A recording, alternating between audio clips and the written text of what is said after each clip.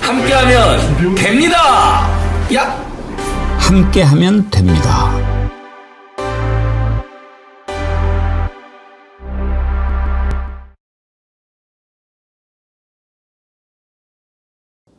여러분 안녕하십니까? 백운기입니다. 이재명식에 볼 수 있을 것 같습니다. 이재명 대통령이 민주당 의원들과 만찬을 했는데 그 자리에서 의원들이 이재명 시계 같은 거 안 줍니까? 그러니까 그게 뭐 필요합니까? 그래서 이번에는 시계 없구나 그렇게 생각을 했는데요. 그래서 아쉬워하는 분들이 참 많았죠. 우리 정치 1번지에서도 어제 방송 중에 투표했지 않습니까? 시계 만들자. 안 만들어도 된다. 어제 투표를 했는데 한 10,000명 가까운 분이 투표에 참여해 주셨습니다. 결과는 만들자가 49%, 꼭 안 만들어도 된다가 51%, 비슷하게 나왔지만 안 만들어도 된다가 더 많았습니다. 그런데 제가 가만히 분석을 해보면 만들면 좋겠는데 그래도 또 우리 이재명 대통령이 그렇게 한다는데 도와드려야지, 밀어드려야지 해서 안 만들어도 된다 하는 분들이 좀 있지 않았을까 싶습니다. 그런데 오늘 이재명 대통령이 시계를 만들겠다 직접 밝혔습니다. 여러 제안을 경청한 끝에 내린 결론이다라고 말을 했는데요. 저는 시계를 만들었으면 좋겠다고 저도 생각했는데 그래서 기쁜 게 아니라 그 과정이 너무나 아름다운 거예요. 적절한 비유일지는 모르겠습니다만 요즘에 이제 환갑잔치 잘 안 합니다만 집안 형편이 어려운데 무슨 환갑잔치냐. 아버지가 막 손사래를 치니까 자식들이 그래도 뭐 환갑인데 어떻게 그냥 넘어갑니까. 짜장면이라도 먹고 이렇게 축하했으면 좋겠습니다 해서 그래 그러자 하는 그런 모습이 떠오르더라고요. 이런 걸 뭐라고 그럽니까. 되는 집안이라고 그래요. 되는 집안. 되는 집안에서는 이렇게 아름다운 일들이 일어나지 않습니까. 오늘 코스피가 3년 5개월 만에 2,900선을 돌파했고 월드컵 본선 진출 11년 연속. 이거 정말 대단한 기록이죠. 아시아에서는 최초고요. 그런데 어제 쿠웨이트 4대 빵 완승을 거뒀죠. 기분 좋게 월드컵 본선에 나가게 됐는데 이런 거 보면서 역시 되는 집안은 뭐든지 다 잘 되는 거야. 그런 생각 들었습니다. 여러분 요즘 기분 좋으시죠? 생방송 백운계 정치 1번지 출발합니다. 대선 승리의 기쁨을 나누기 위해서 정어리몰에서 특별 기획 상품으로 준비한 구룡포산 박달 홍게 여러분들이 정말 뜨겁게 사랑해주고 계시는데 어제 너무 많이 주문하셔서 일부 지연될 수 있다 이렇게 소개해드렸는데 다행히 아무 문제 없이 다 출고가 됐다고 합니다. 여러분들 감사드리고요. 여러분들이 또 가성비 좋고 품질 좋은 상품은 정확하게 알아보시니까 받아보신 분들 반응이 아주 좋아요. 클리님 정어리몰 홍게가 방금 도착했어요. 장도 많고 다리살도 많네요. 무엇보다 짜지가 않아서 좋아요. 강추입니다. 동생한테도 주문하라고 했어요. 그런 걸 주셨고 박나리님 홍게 찐 거 와서 맛있게 잘 먹었어요. 그러셨습니다. 벌써 드셔보신 분들이 다른 분들한테 추천을 많이 해주시는데요. 네, 좋습니다. 우리 정어리원들을 위해서 성심성의껏 준비한 거니까요. 맛있게 드시고 주변에도 널리 알려주시면서 함께 우리 정어리TV도 구독, 권유해 주시면 더 좋겠지요. 이번에 이 좋은 홍게 금어기가 7월부터인데 금어기 바로 전이라서 살이 꽉 차 있는데 이걸 3kg 한 박스에 25,900원에 무료 배송. 뭐 너무 좋은 거, 좋은 가격이니까 이럴 때 맛있게 즐기시기 바랍니다. 이번쯤 시키면 주말에도 가족들하고 맛있게 드시겠는데요. 네. 예, 기분 좋은 수요일입니다. 함께 하실 세 분 패널 소개합니다. 김규현 변호사님, 장유미 변호사님, 신인규 정당 바로서기 대표님 어서 오십시오. 안녕하세요. 반갑습니다. 세 분 다 요즘 표정이 좋으세요. 아무래도 이제 새 시작 또 새로운 나라가 열렸기 때문에 예. 마음에 일단 불안감이 사라졌다는 게 가장 큰 것 같고 또 이재명 대통령께서 국정 운영하시는 모습을 보니까 예. 이 첫 단추 깨는 게 가장 중요한데 너무 잘 하고 계셔가지고 국민들께서 저희와 마찬가지로 또 많은 희망을 꿈꿀 수 있게 그렇게 된 거 아닌가라는 생각이 듭니다. 신인규 대표님은 보수잖아요. 근데 보수이지만 나라가 잘 되는 거에 대해서는 보수가 더 앞장서서 더 이렇게 나라 잘 되는 쪽에는 힘을 보태는 게 보수기 때문에 뭐 최근 한 일주일 정도 많은 효능감들을 저는 국민들께서 느끼셨을 것 네. 같다라는 생각이 듭니다. 그 민주당이 중도 보수 정당입니다. 네, 당연히 좋아하셔야죠. 그레이스 전님, 미국 필라델피아에 사는 교포인데요. 부시 시계에 한 번도 손목에 차지는 않았는데 받을 땐 기분이 좋았어요. 그런데 실용주의자이신 대통령에 맞는 것 같아요. 날마다 기분 좋은 나날입니다. 미국에서 이렇게 해주셨는데요. 어제 방송 끝날 때 슈퍼챗을 미국에서 보내주신 분이 계셔서 제가 소개 못 해드렸는데요. 선형국님 맞으시죠? HYUNG KUKSUN US 달러로 슈퍼챗 보내주셨는데 감사드립니다. 어제 저희가 이재명 씨의 얘기가 나와가지고 투표를 해봤거든요. 근데 이제 그 최종으로 한 10,000명 가까운 분들이 투표를 했는데 결과를 보니까 51대 49로 나왔어요.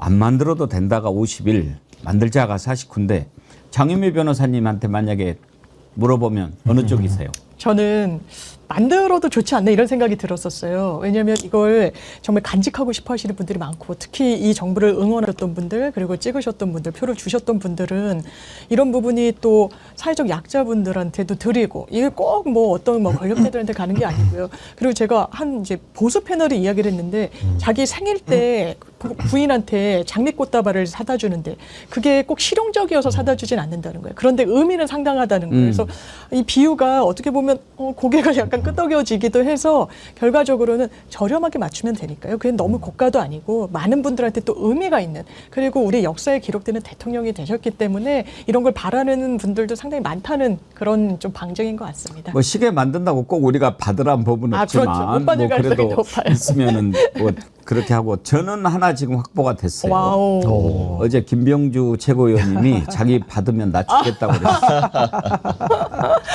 약속을 지키면 저는 그걸 제가 차지 않고 우리 좋은 행사를 해가지고 어머, 원하는 너무 우리 있네요. 정어리원들한테 드릴까 생각하는데 일단 뭐 받아야 드리죠. 김기현 변호사님은 만들자 안 만들자 어느 쪽이었어요? 저도 만들었으면 좋겠습니다. 네. 개인적으로는 이제 제가 뭐 받을 수 있으면 저도 좋겠지만은 그런 것도 있지만 우리 이재명 대통령 처음 취임했을 때 처음 찾아간 게 그 국회에서 경호원, 방호원 분들 찾아가시고 뭐 청소 노동자분들 찾아가시고 그래요. 그랬잖아요. 이렇게 사회적 약자분들을 찾아가실 때나 아니면 그런 분들 청와대로 초청하시거나 할 때 그런 분들한테 이렇게 좀 많이 드렸으면 좋겠어요.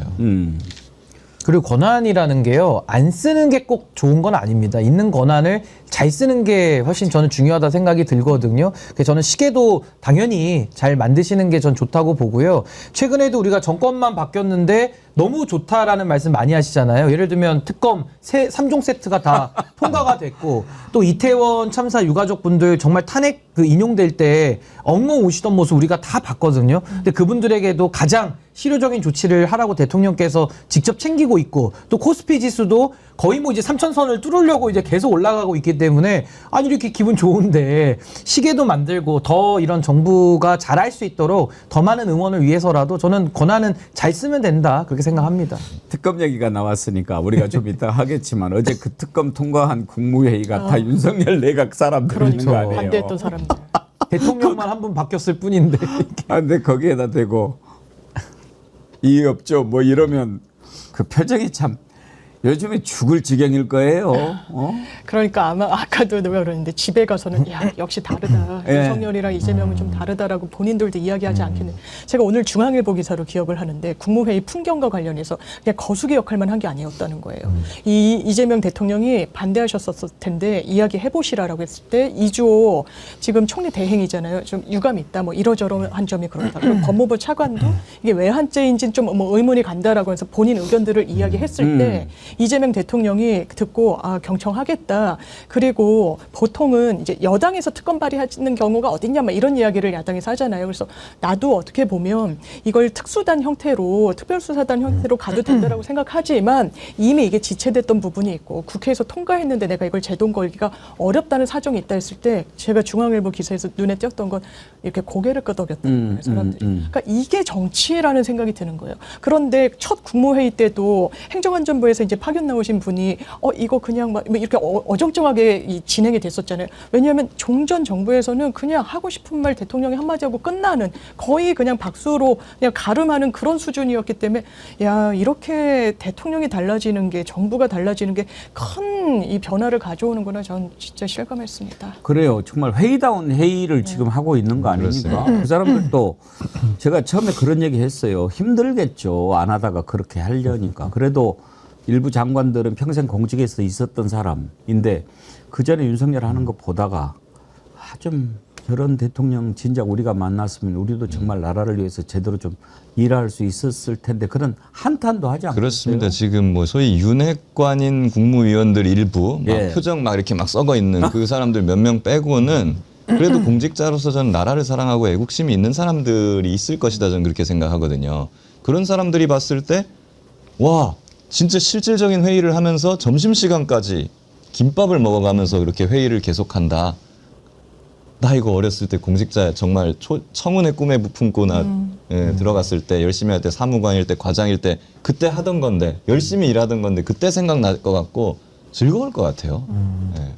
그리고 하나만 더 말씀드리자면 대통령의 거부 권한이라는 게 헌법에 나와 있는 건 맞는데 아주 예외적이고 제한적으로 써야 됩니다. 그 이유는 삼권 분립 때문에 그렇고요. 민주적으로 선출된 대통령뿐만 아니라 민주적으로 선출된 국회, 국민을 대표하는 국회에서 국민의 민의를 담아서 법을 만들었는데 대통령이 매일 제동을 건다? 그건 사실상 국회법을 무력화시키고 우리 헌법 체제를 무너뜨리는 거거든요. 그 짓을 윤석열이가 한 겁니다.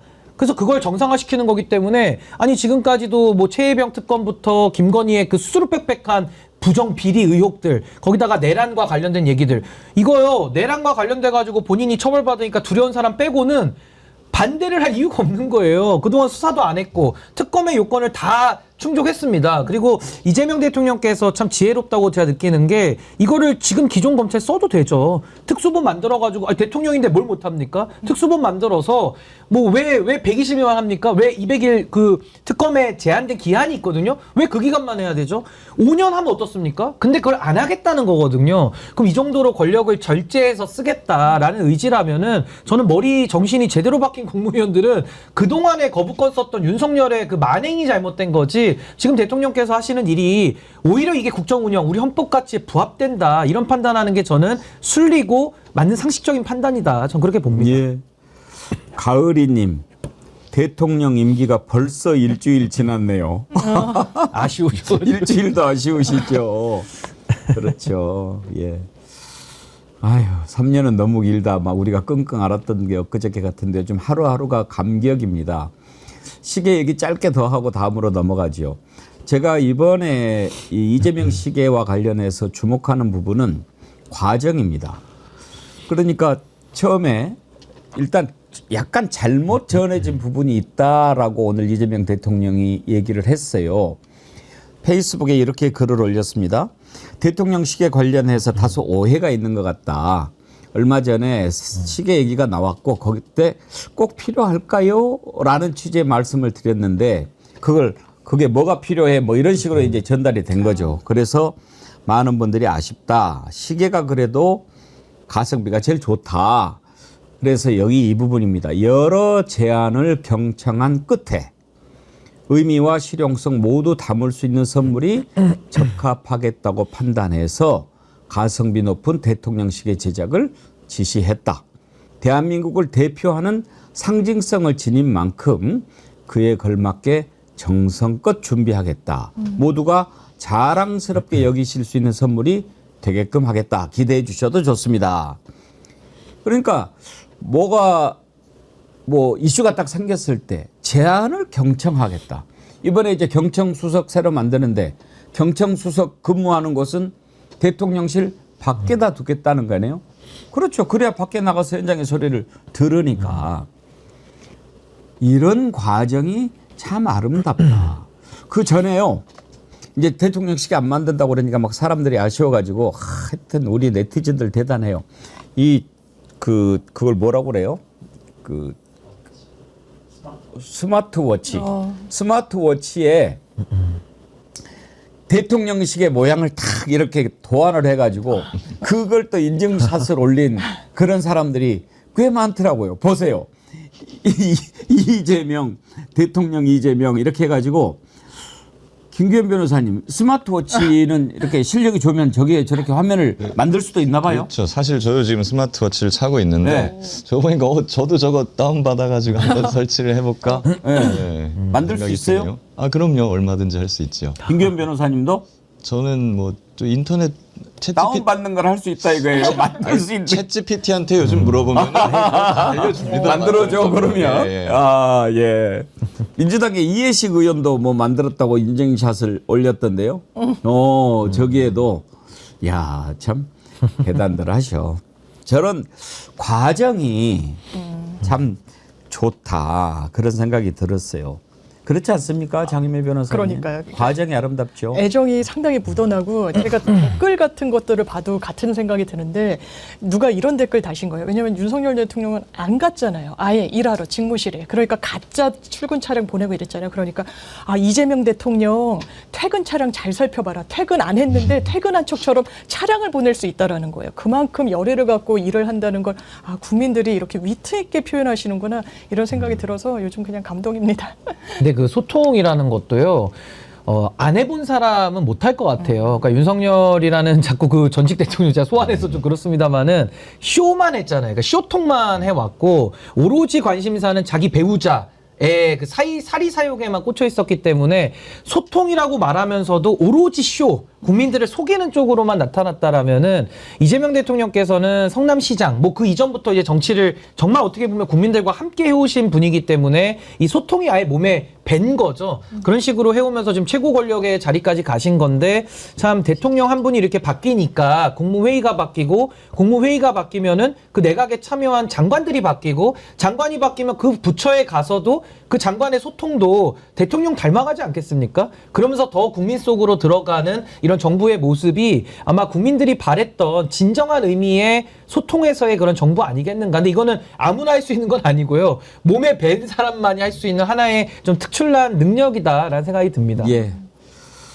여러분 되게 재밌으시죠 오늘. 제가 왜 이 말씀 드립니까?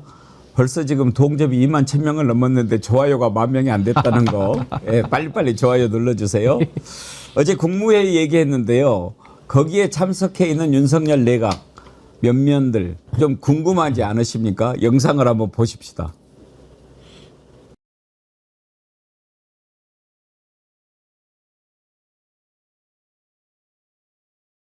뭘 저렇게 열심히 보여주는지 모르겠어요. 아이고. 이야. 아니 근데 신행희 변호사님 지가 싫으면 안 오면 되는 거 아니에요?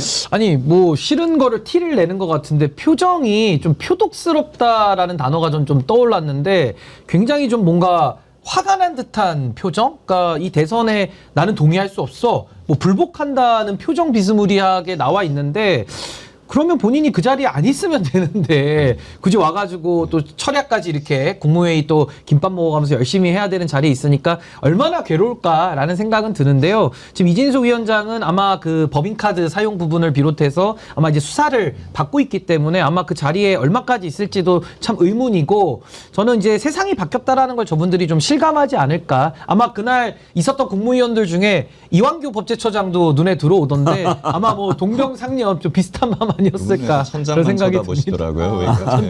이제 이진숙 위원장은 보면 좀 가시방석일 것 같아요. 근데 또 김밥이 아니라 빵이라도 줬으면 조금 더 낫지 않았을까 싶은 생각도 있는데 그 표정 보면서 이거 생각나더라고요. 제가 현장에 있었다면 이렇게 얘기를 해줬을 것 같아요. 그러니까 누나 저 마음에 안 들죠. 약간 유행어 같은. 근데 제가 실수를 하나 한 게 있네요. 좋아요를 눌러달라고 부탁을 하면서 이진숙 얼굴을 보여줘 버렸네. 아이고 죄송합니다. 이진숙 마음에 안 드시는 분은 좋아요 눌러주세요. 어제 뉴스 보니까 지난번에 국무위원들 전원 사직서 제출했을 때 박성재 법무부 장관 콕 집어서 했는데 국정원장도 처리를 했더라고요. 예. 국정원장은 왜 안 했나 궁금했는데 당연히 하죠. 예, 지금 이제 후임자가 지명이 돼가지고 국회 인사청문 요청안이 예. 들어갔으니까 이제 뭐 보취임할 거기도 하고. 근데 그때 했다고 그러더라고요. 예, 근데 맞습니다. 뒤늦게 이제 알려진 거죠. 예. 국정원장도. 그러니까 국정원장이 뭐 그렇게 되기 전까지는 잠깐 뭐 어떤 이제 긴급한 업무나 뭐 이런 게 있을 수도 있으니까 예. 살려놨다가 어차피 수사 받아야 될 사람이지 않습니까?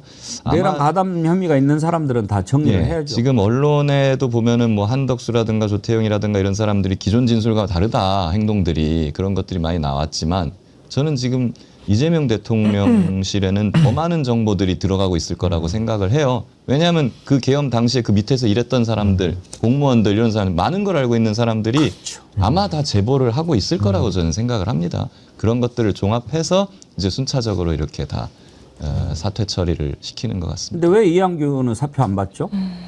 당장 급한 업무가 있는 부서들 위주로 이렇게 사퇴를 시키는 것, 수리를 하는 것 같아요. 왜냐하면 법무부 같은 경우에는 일단 특검되면 파견 검사 120명을 추려야 되는데 그 명단을 법무부에서 정리하거든요. 그렇기 때문에 이제 박성재 장관 그대로 놔둘 수는 없는 거고 아마 국정원도 그와 비슷한 일이 있는 건데 법제처는 상대적으로 좀 급한 그런 것은 없는 거 아닌가 싶습니다. 근데 아니 뭐 걔는 안 받고 계속 나오게 해야 돼. 국정원 얘기가 나왔으니까요. 지금 민주당 원내대표 경선이 13일인가요? 네. 금요일. 예, 내일 모레 있는데 이제 이 와중에 이번에 출마한 후보가 김병기 의원, 서영교 의원 두 분이잖아요. 그런데 MBC에서 김병기 의원의 부인이 당시 이현수 국정원 기조실장과 통화한 내용을 입수를 해서 보도를 했지요. 그 보도한 내용은 짧게 설명을 드리면 그런 겁니다. 김병기 의원의 아들이 군에 있을 때 국정원에 응시를 했는데 서류 필기 신체 검사 다 합격을 했는데 신원조회에서 탈락을 한 거죠. 그런데 원래 김병기 의원이 아시다시피 국정원 인사처장 아주 국정원의 간부 출신이죠. 그랬다가 이명박 박근혜 정부 때 찍혀가지고 민주당 의원이 됐는데 우리가 그러면은 야권 인사라서 탈락시킨 거냐라고 하니까 뭐 이제 뭐 꼭 그런 건 아니다. 다음에 한번 잘 챙겨보겠다라고 했는데 하필이면 원내대표 경선 과정에서 이게 불거졌고 그리고 MBC가 보도했다라고 하는 점에서 지금 좀 논란이 커지고 있는 상황입니다. 아시다시피 내일 서영교 의원이 우리 고정 코너 좋은 사람 나쁜 사람 출연하니까 내일 서영교 의원은 어떻게 지금 뭐 서영교 의원을 또 공격하는 소리도 있어요. 뭐 그렇게 네거티브로 가냐. 서영교 의원은 본인이 안 그랬다라고 하지 않겠어요? 내일 그래서 직접 만나서 얘기를 들어볼 텐데 김병기 의원은 또 지금 이제 우리가 갑자기 모시기가 좀 쉽지 않고 또 그런데 서영교 의원만 얘기 듣는 것도 좀 일방적일 것 같아서 내일 전화로라도 좀 말씀을 듣고 싶다 그래서 내일 통화하기로 했습니다. 그러면 내일 한번 서영교 의원과 김병기 의원의 입장을 한번 들어보기로 하겠습니다. 일단 MBC의 이런 의혹 제기에 대해서 김병기 의원이 입장을 밝힌 게 있습니다. 페이스북에 그렇게 글을 올렸지요. 한번 좀 띄워봐 주시겠어요?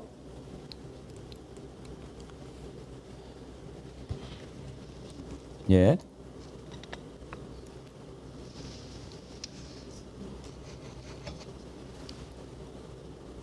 김병기 의원 입장입니다. 이런 내용입니다. 평소 같으면 그냥 넘어갈 텐데 원내대표 후보니까 간단히 해명을 드리겠다. 이게 잊을만 하면 보도되는데 하여튼 10년가량 이렇게 시달리고 있다. 결과만 말씀을 드리면 그동안 이 문제를 가지고 국정원에서 수차례에 걸쳐서 감찰하고 감사하고 감사원에서도 뭐 이렇게 감사를 했는데 아무런 문제가 없는 그런 건이다. 이번에는 그냥 넘어가지 않겠다. 그렇게 입장을 냈고요. 민주당의 박선원 의원도 국정원 차장 출신이죠. 입장을 밝혔습니다. 지금 김병기 의원 아들에 대해서 이런저런 얘기가 나오는데 김병기 의원은 국정원 채용 어떠한 비위도 없다. 이미 박근혜 정부 때 서류 필기 면접 다 합격됐는데 신원조사 과정에서 탈락이 된 거다. 아버지가 국정원 간부 출신이고 자신은 교무사 현역 장교인데도 억울한 일이다. 이러면서 지금 옹호하는 글까지 올렸습니다. 이 부분에 대해서 한번 좀 생각을 해보죠.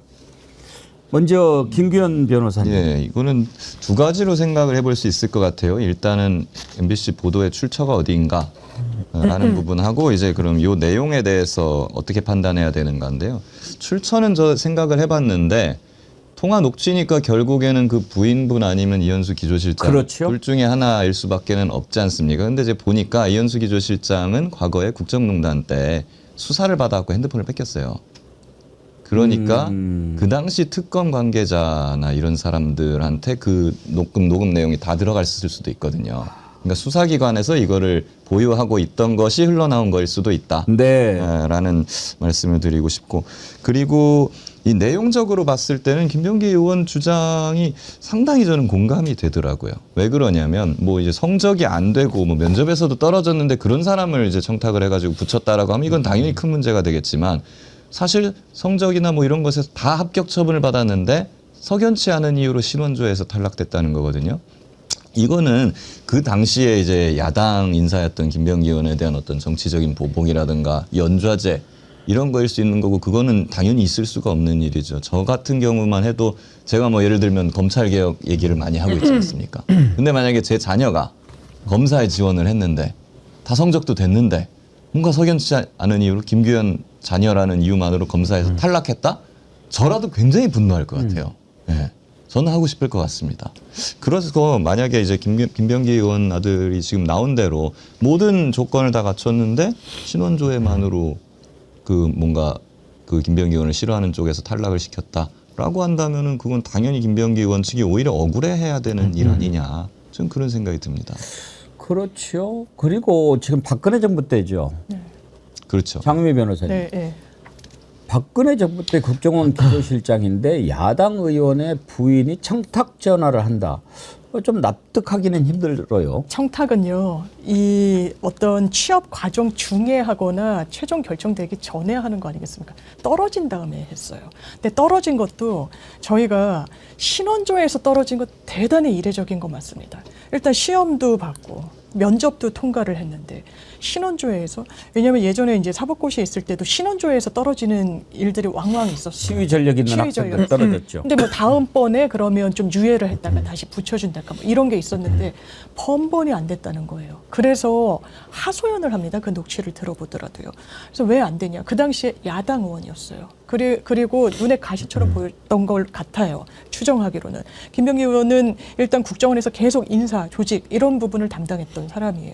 그러니까 국정원 안에서도 야, 아들이라서 떨어뜨리나 보다 라는 이야기가 나왔다는 거예요. 본인이 억울하다는 거예요. 전화 넣은 거 뭐 적절한지 부적절한지는 저는 뭐 논쟁의 영역이라고 생각합니다만, 이것이 청탁이니 뭐니 이렇게 하는 거는 좀 문제가 있고, 또 김병기 의원이 법적으로 문제 삼겠다고 한 부분도 여러 갈래가 있는 것 같은데, 일단 보도에 대해서 이 보도가 정확히 맞느냐, 또 하나는 김규현 변호사님 짚어주셨듯이 이게 아마 둘 중에 한 명, 그 어머니 내지는 그 기조실장이 본인이 폭로하진 않았을 거 아니에요. 그런데 이런 식으로 포렌식 과정이 한 번 있었다는 거예요. 누가 이 부분을 음성까지 갖고 보유하고 있다가, 이게 대단히 예전 박근혜 정부 때니까 오래된 녹취예요. 이거를 언론사에 제보 내지는 활용하고 있는가에 대해서도 상당히 분노하고 있는 것으로 보이는데, 이런 맥락이라면 본인의 항변은 어느 정도 저는 개인적으로 됐다라고 생각하고, 이런 부분에 대해서도 추가 수사에서 또 밝혀져야 될 부분이 있는 것 같습니다. 그렇죠. 신원조회라고 하는 것은 뭐 국가보안법이라든지 이런 부분 걸리는 거 이런 것을 좀 보고 그렇게는 할 수 있는지, 연좌제는 폐지가 됐고, 신원조회 얘기하니까 제가 기억나는 사례가 하나 있는데, 제 기자 선배 중에 한 분이 일찍이 이제 사법시험 1차, 2차 다 합격했는데, 그때는 아주 적게 뽑을 때요. 120명인가 뽑을 진짜 때. 대단하신 분들.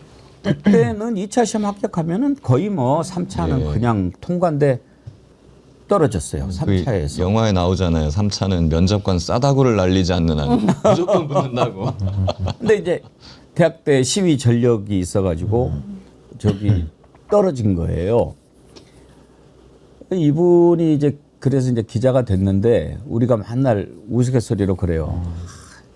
선배는 검사 됐으면 열어 주겠을 거예요. 워낙 깐깐하고 하여튼지 정확하신 분이니까. 그런데 평생 그게 좀 맺혀 있었던가 봐요. 그렇죠. 예. 근데 이제 나중에 복권이라고 그럴까? 그게 됐어요. 그 변호사 자격을 취득을 했어요. 그런데 기자 계속하고 정년 퇴직한 다음에 변호사 개업해가지고 지금 변호사 활동을 하고 있어요. 훌륭하시고 대단하시네요. 예. 그런 분도 있는데 이런 신혼조회인데 근데 MBC가 이제 보도하니까 MBC가 왜 그랬을까? 뭐 그런 생각, 그런 얘기를 하는 분이 많이 있어요.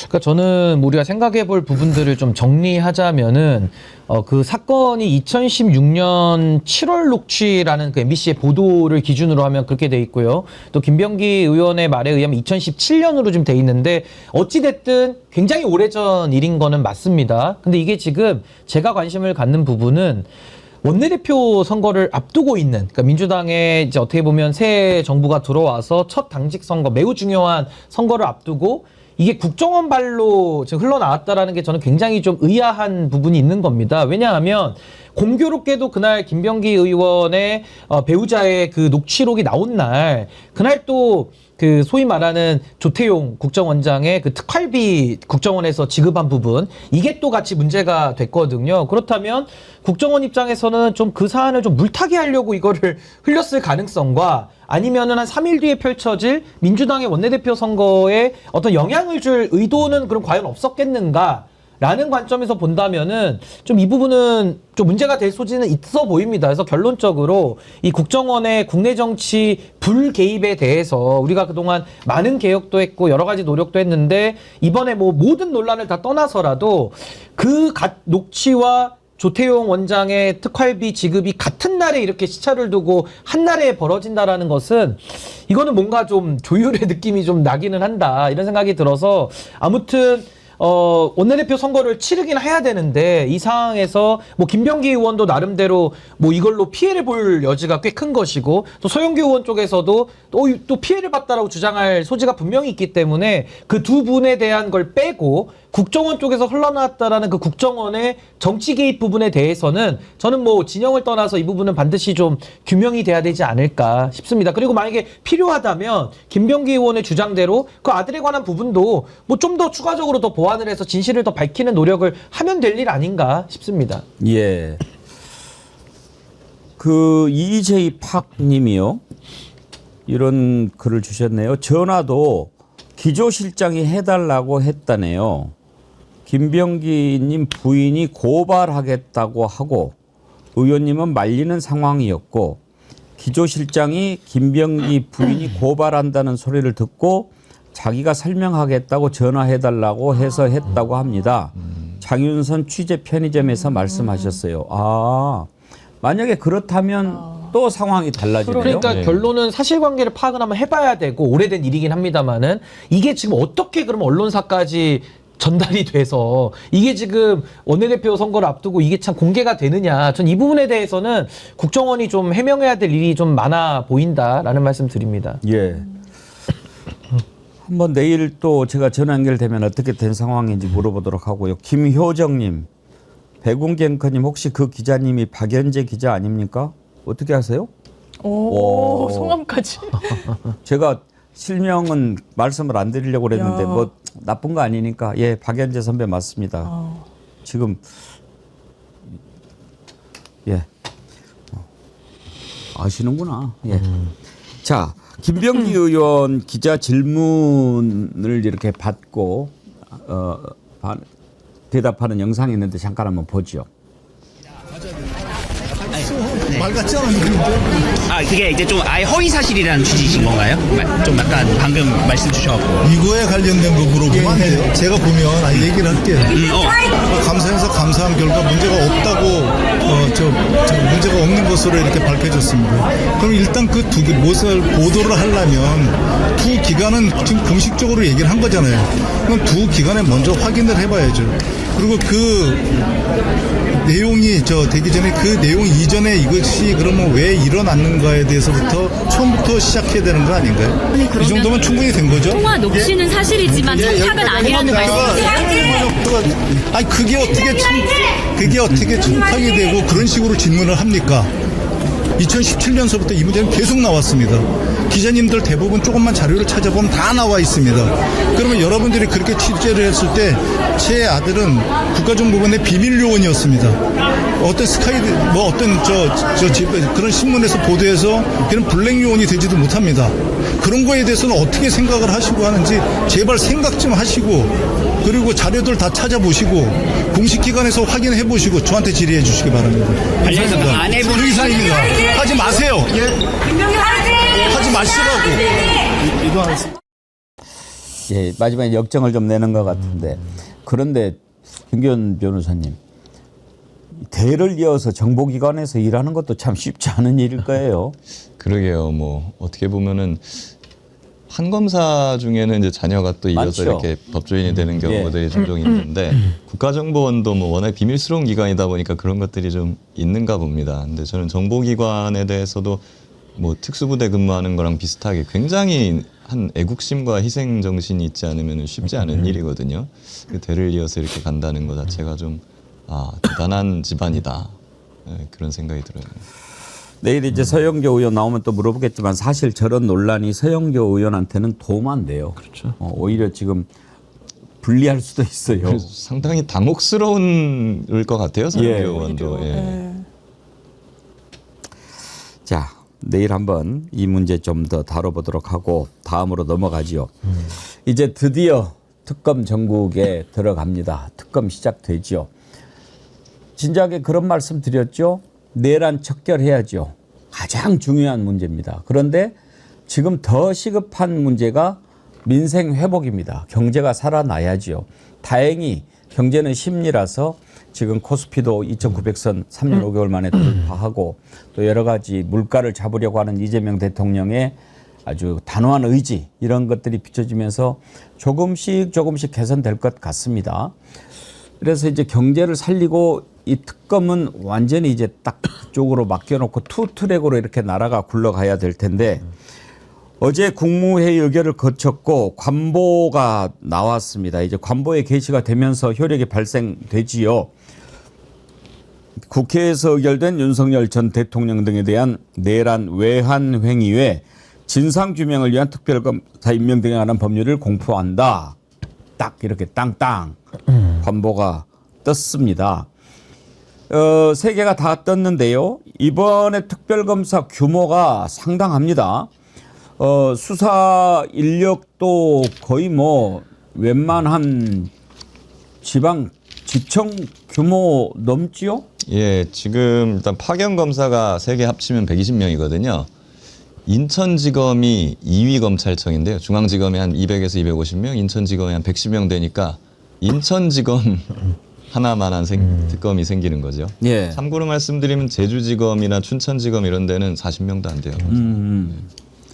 이제 제대로 좀 이제 수사를 좀 해야 될 텐데 오히려 지금 파출소 피하다가 경찰서 만난 격이에요, 장유미 변호사님. 네, 맞아요. 그 전에는 외환이 빠졌었어요. 맞습니다. 그런데 이번에 이제 외환까지 들어간 거 아닙니까? 예, 그리고 특검 추천도 그래요. 자기네들이 왜 특검 추천을 원래는 이해에 상반되는 진영에서는 안 하는 게 맞아요. 내란도 그렇고 김건희 특검도 마찬가지입니다. 그래서 대법원장으로 양보해주겠다 그랬어요. 그것도 부결시키고 거부권 행사하고 또 부결시키고 계속 그랬던 거 아닙니까? 그때는 조희대가 추천하는 건데. 그렇죠. 그렇죠. 그런데 지금은 어쨌든 이해 충돌이 되고 과거의 선례에 비춰봤을 때 그러면 민주당과 조국혁 바른미래혁신당이 같이 추천을 하게 돼 있어요. 그러니까 국민의힘에서는 이런 이야기가 실제로 나와요. 아, 우리 그냥 그때 받을 걸. 그리고 지금 이게 170일 최장 그렇게 되잖아요. 그러니까 지방선거와도 조금 그러니까 연결이 돼요. 이게 시기적으로. 그러니까 이거 어떡하지? 그리고 우리 관계자들, 국민의힘 내부 인사들, 현역 의원들 수사 대상에 오를 수 있을 것 같은데 내란 특검 그렇죠. 김건희 특검도 마찬가지입니다. 그러니까 막 호소해요. 토로하고 이거 자초한 겁니다. 왜냐하면 이거 계속 거부권 행사하지 않았으면 진작에 구분응 선은 넘었을 거예요. 최상병 특검은 사망한 게 2년 전이에요. 그리고 이 특검이 국회 통과했던 게 1년 전입니다. 그런데 지체하고 막고 이러다가 지금 시작됐잖아요. 이게 왜 선거 임박했다고 해서 정치적이라고 이야기합니까? 본인들이 초대시킨 거 아닙니까? 본인들이 자초한 거 아닙니까? 정치를 자기네들의 눈앞에 이익 이러니까 더 후과를 입는 거예요. 이게 정말 사필귀정이다 이런 생각이 듭니다. 근데 저는 뭐 국민의힘 쪽에서 늘 뭐 이제 수사에 대해서 보복이니 뭐니 좀 말도 안 되는 소리를 자꾸 하고 있는데 그러면 윤석열도 내란 수개인데 지금 보복당하고 있는 겁니까? 그 논리대로 말하자면 말도 안 되잖아요. 그럼 당연히 죄가 있으면 우리 형사사법에서 가장 대원칙이 실체적 진실 발견과 행위 책임의 원칙이라고 해서 행위가 있으면 거기에 따른 책임을 부여하는 게 우리 형사법의 대원칙이에요. 그걸 보복이다 하지 말자 이래버리면 그냥 죄 짓고 살자 무슨 범죄국가 만들자라는 얘기밖에 안 되니까 말 같지도 않은 소리로 보여지고요. 저는 수사에 있어서도 저는 뭐 너무 과도하게 할 필요 없다. 있는 부분만 하면 된다고 생각을 하거든요. 윤석열 정부에서 이재명 대표에게 했던 그 수사 300번의 압수수색이 넘는 아주 그 과잉 수사를 하는 것만큼도 원하지 않습니다. 그냥 압수수색 3번만 제대로 해보세요. 다 털리고 다 나옵니다. 근데 3번도 안 하잖아요. 그동안에는 오히려 덮어주기 바빴죠. 그래서 저는 이렇게 국가 권력을 사유화해서 범죄자들을 살기 좋은 나라 만들었던 이 전 정권에 가담했던 사람들 그리고 국민의힘도 뭐가 그렇게 두려워서 그동안에 특검을 할 기회가 수십 번의 기회가 있었는데 본인들이 그걸 다 막았거든요. 그럼 거기에 대한 이제는 책임을 질 시간이다. 저는 그 안에 범죄자들이 일부 있으니까 저렇게 특검을 두려워하지 아니 숨는 자가 범인이고 떳떳하면 특검 받으라고 본인들이 윤석열 후보 시절에 늘 민주당을 향해서 외쳤던 슬로건인데 그대로 돌려받는 거거든요. 그래서 저는 이제는 사필 기정이고 실체 진실의 발견의 시간이고 행위에 대한 책임을 더 과도하게 물을 것도 없습니다. 그냥 행한 대로만 물으면 됩니다. 근데 이걸 가지고 보복이라는 식으로 물타기 하거나 프레임질 하는 것은 또 격파당할 수밖에 없다. 저는 그렇게 봅니다. 지금 왜 국민의힘이 그렇게 난리를 치겠습니까? 당장에 자기 지금 소속 의원들 가운데 조사를 받아야 될 사람들이 한둘이 아니잖아요. 내란과 관련해 가지고는 추경호, 나경원 이건 뭐 지금 뭐 딱 윤상현도 윤상현 뭐 기본이고 이준석 의원도 명태균 관련해서 수사받아야 돼. 예. 그렇게 뭐 거기에 이제 국민의힘이 아니니까. 최혜병 그리고 사건도 최혜병 있죠. 관련해 가지고는 임종득, 주진우 그렇습니다. 뭐다 해당되잖아요. 당시 안보실 근무했고 법률비서관이었고 예. 전화 이시원도 통화내역도 다 막아요. 나왔고 이시원도. 나와야 되고요. 그런데 이 사람들이 그래가지고 뭐 지금 170일 동안 120명의 검사를 투입한다 이게 검찰청 큰 검찰청 규모다 이렇게 하면서 보복 프레임을 한번 씌워보겠다고 열심히 하고 있는데 제가 단적인 예만 들어볼게요. 170일 동안 120명의 파견 검사가 투입이 됩니다. 근데 사건이랑 대상이 어마어마하게 많아요. 3개 특검에다가 수사 대상은 한 20개가 넘습니다. 근데 이 이재명 대표를 잡기 위해서 3년 동안 150명의 검사를 투입했어요. 예. 사람 1명 잡으려고요. 예. 정치 보복은 이런 걸 보복이라고 말을 하는 거예요. 그리고 정치 보복과 정당한 수사의 차이는 딱 한 문장으로 말씀드릴 수가 있어요. 사람을 타겟으로 하면 보복입니다. 예. 근데 증거를 타겟으로 하는 거는 보복이 아니에요. 정상적인 수사예요. 예. 이거는 지금 내란 외환이라든가 명태균이라든가 최혜병 사건에서 드러난 사실 관계를 토대로 해가지고 증거를 따라가는 거고 증거를 따라가는 과정에서 거기 서 있었던 이제 범죄를 저지른 사람들이 처벌을 받는 것이지 멀쩡하게 있는 사람 하나 딱 집어가지고 저 사람을 탈탈 털어 하자는 게 아니지 않습니까? 예. 최혜병 특검도 이제 통과가 됐는데 이제 시행이 될 건데 최혜병 특검과 관련해 가지고는 우리 김기현 변호사님도 좀 협조하고 그럴 것들이 꽤 많이 있겠는데요. 예, 아무래도 좀 최혜병 특검도 그렇고 김건희 특검도 그렇고 다시 또 이제 제가 불려나갈 것 같은데. 불려나간다기보다는 뭐 이제 참고인 조사겠지만 예, 참고인. 혹시 그 안에 뭐 많이 알려졌지만 이번에 특검이 이렇게 이제 가동이 되면 좀 더 진술하고 뭐 그럴 만한 팩트나 사실도 있으신가요? 사실 기존의 것들은 제가 수사기관에서 공수처라든가 이런 데서 다 얘기를 하고 자료도 다 드려놨어요. 네, 뭐 지금 와가지고서는 근데 그간에 제가 몰랐던 사실관계들이 추가적으로 또 막 밝혀지고 있으니까 그것과 연관되어서 제가 좀 더 좀 그 사실관계를 좀 더 정리해갖고 한번 이야기를 할 수는 있을 것 같습니다. 제가 제일 놀랐던 것은 그때 김기현 변호사님이 공수처인가 뭐 이렇게 자료를 주셨잖아요. 예. 그런데 그거를 받은 자가 사실은 누구 변호사 이종호의 이종호의 변호를 했던 예. 출신이라는 걸 듣고 와, 그거 모르셨어요? 몰랐죠. 이야. 알았다면 제가 그렇게 그러니까요. 그냥 신고를 했겠습니까? 거기다. 그거 완전히 그냥 호랑이 아가리에 그냥 넣어준 거 아니에요? 근데 그 검사 지금도 있나요? 아마 그 부장 검사는 그만둔 걸로 제가 알고 있고 그 해당 평검사분은 어떻게 됐는지 제가 모르겠습니다. 근데 뭐 그 뒤로 수사팀에서는 빠졌다고는 하는데 근데 뭐 이미 자료는 다 넘어간 뒤여가지고 네, 그자는 그걸 받으면서 얼마나 참 좋고 황당했을까. 저도 그걸 며칠 뒤에 알았어요. 예. 어떤 기자님이 알려주셔가지고 굉장히 충격적이었죠. 그러니까. 네, 그래서 사실은 제가 공수처에 연락도 해가지고 제가 막 항의도 하고 그랬거든요. 근데 그 뒤로 공수처에서 뭐 이렇다 하게 압수수색도 하진 않았습니다. 그 뒤에는. 예. 그러고 뭐가 수사가 이루어진다는 어떤 소식도 별로 없었고 오히려 제가 진술했던 내용들이 그대로 언론에 흘러나와서 예. 네, 마치 이제 증거 인멸을 하라고 이제 신호를 주는 것처럼 사람들한테 네, 그렇게 나오고 해서 상당히 그때는 참 여러모로 참담하고 개인적으로도 예. 힘들었던 시간이었어요.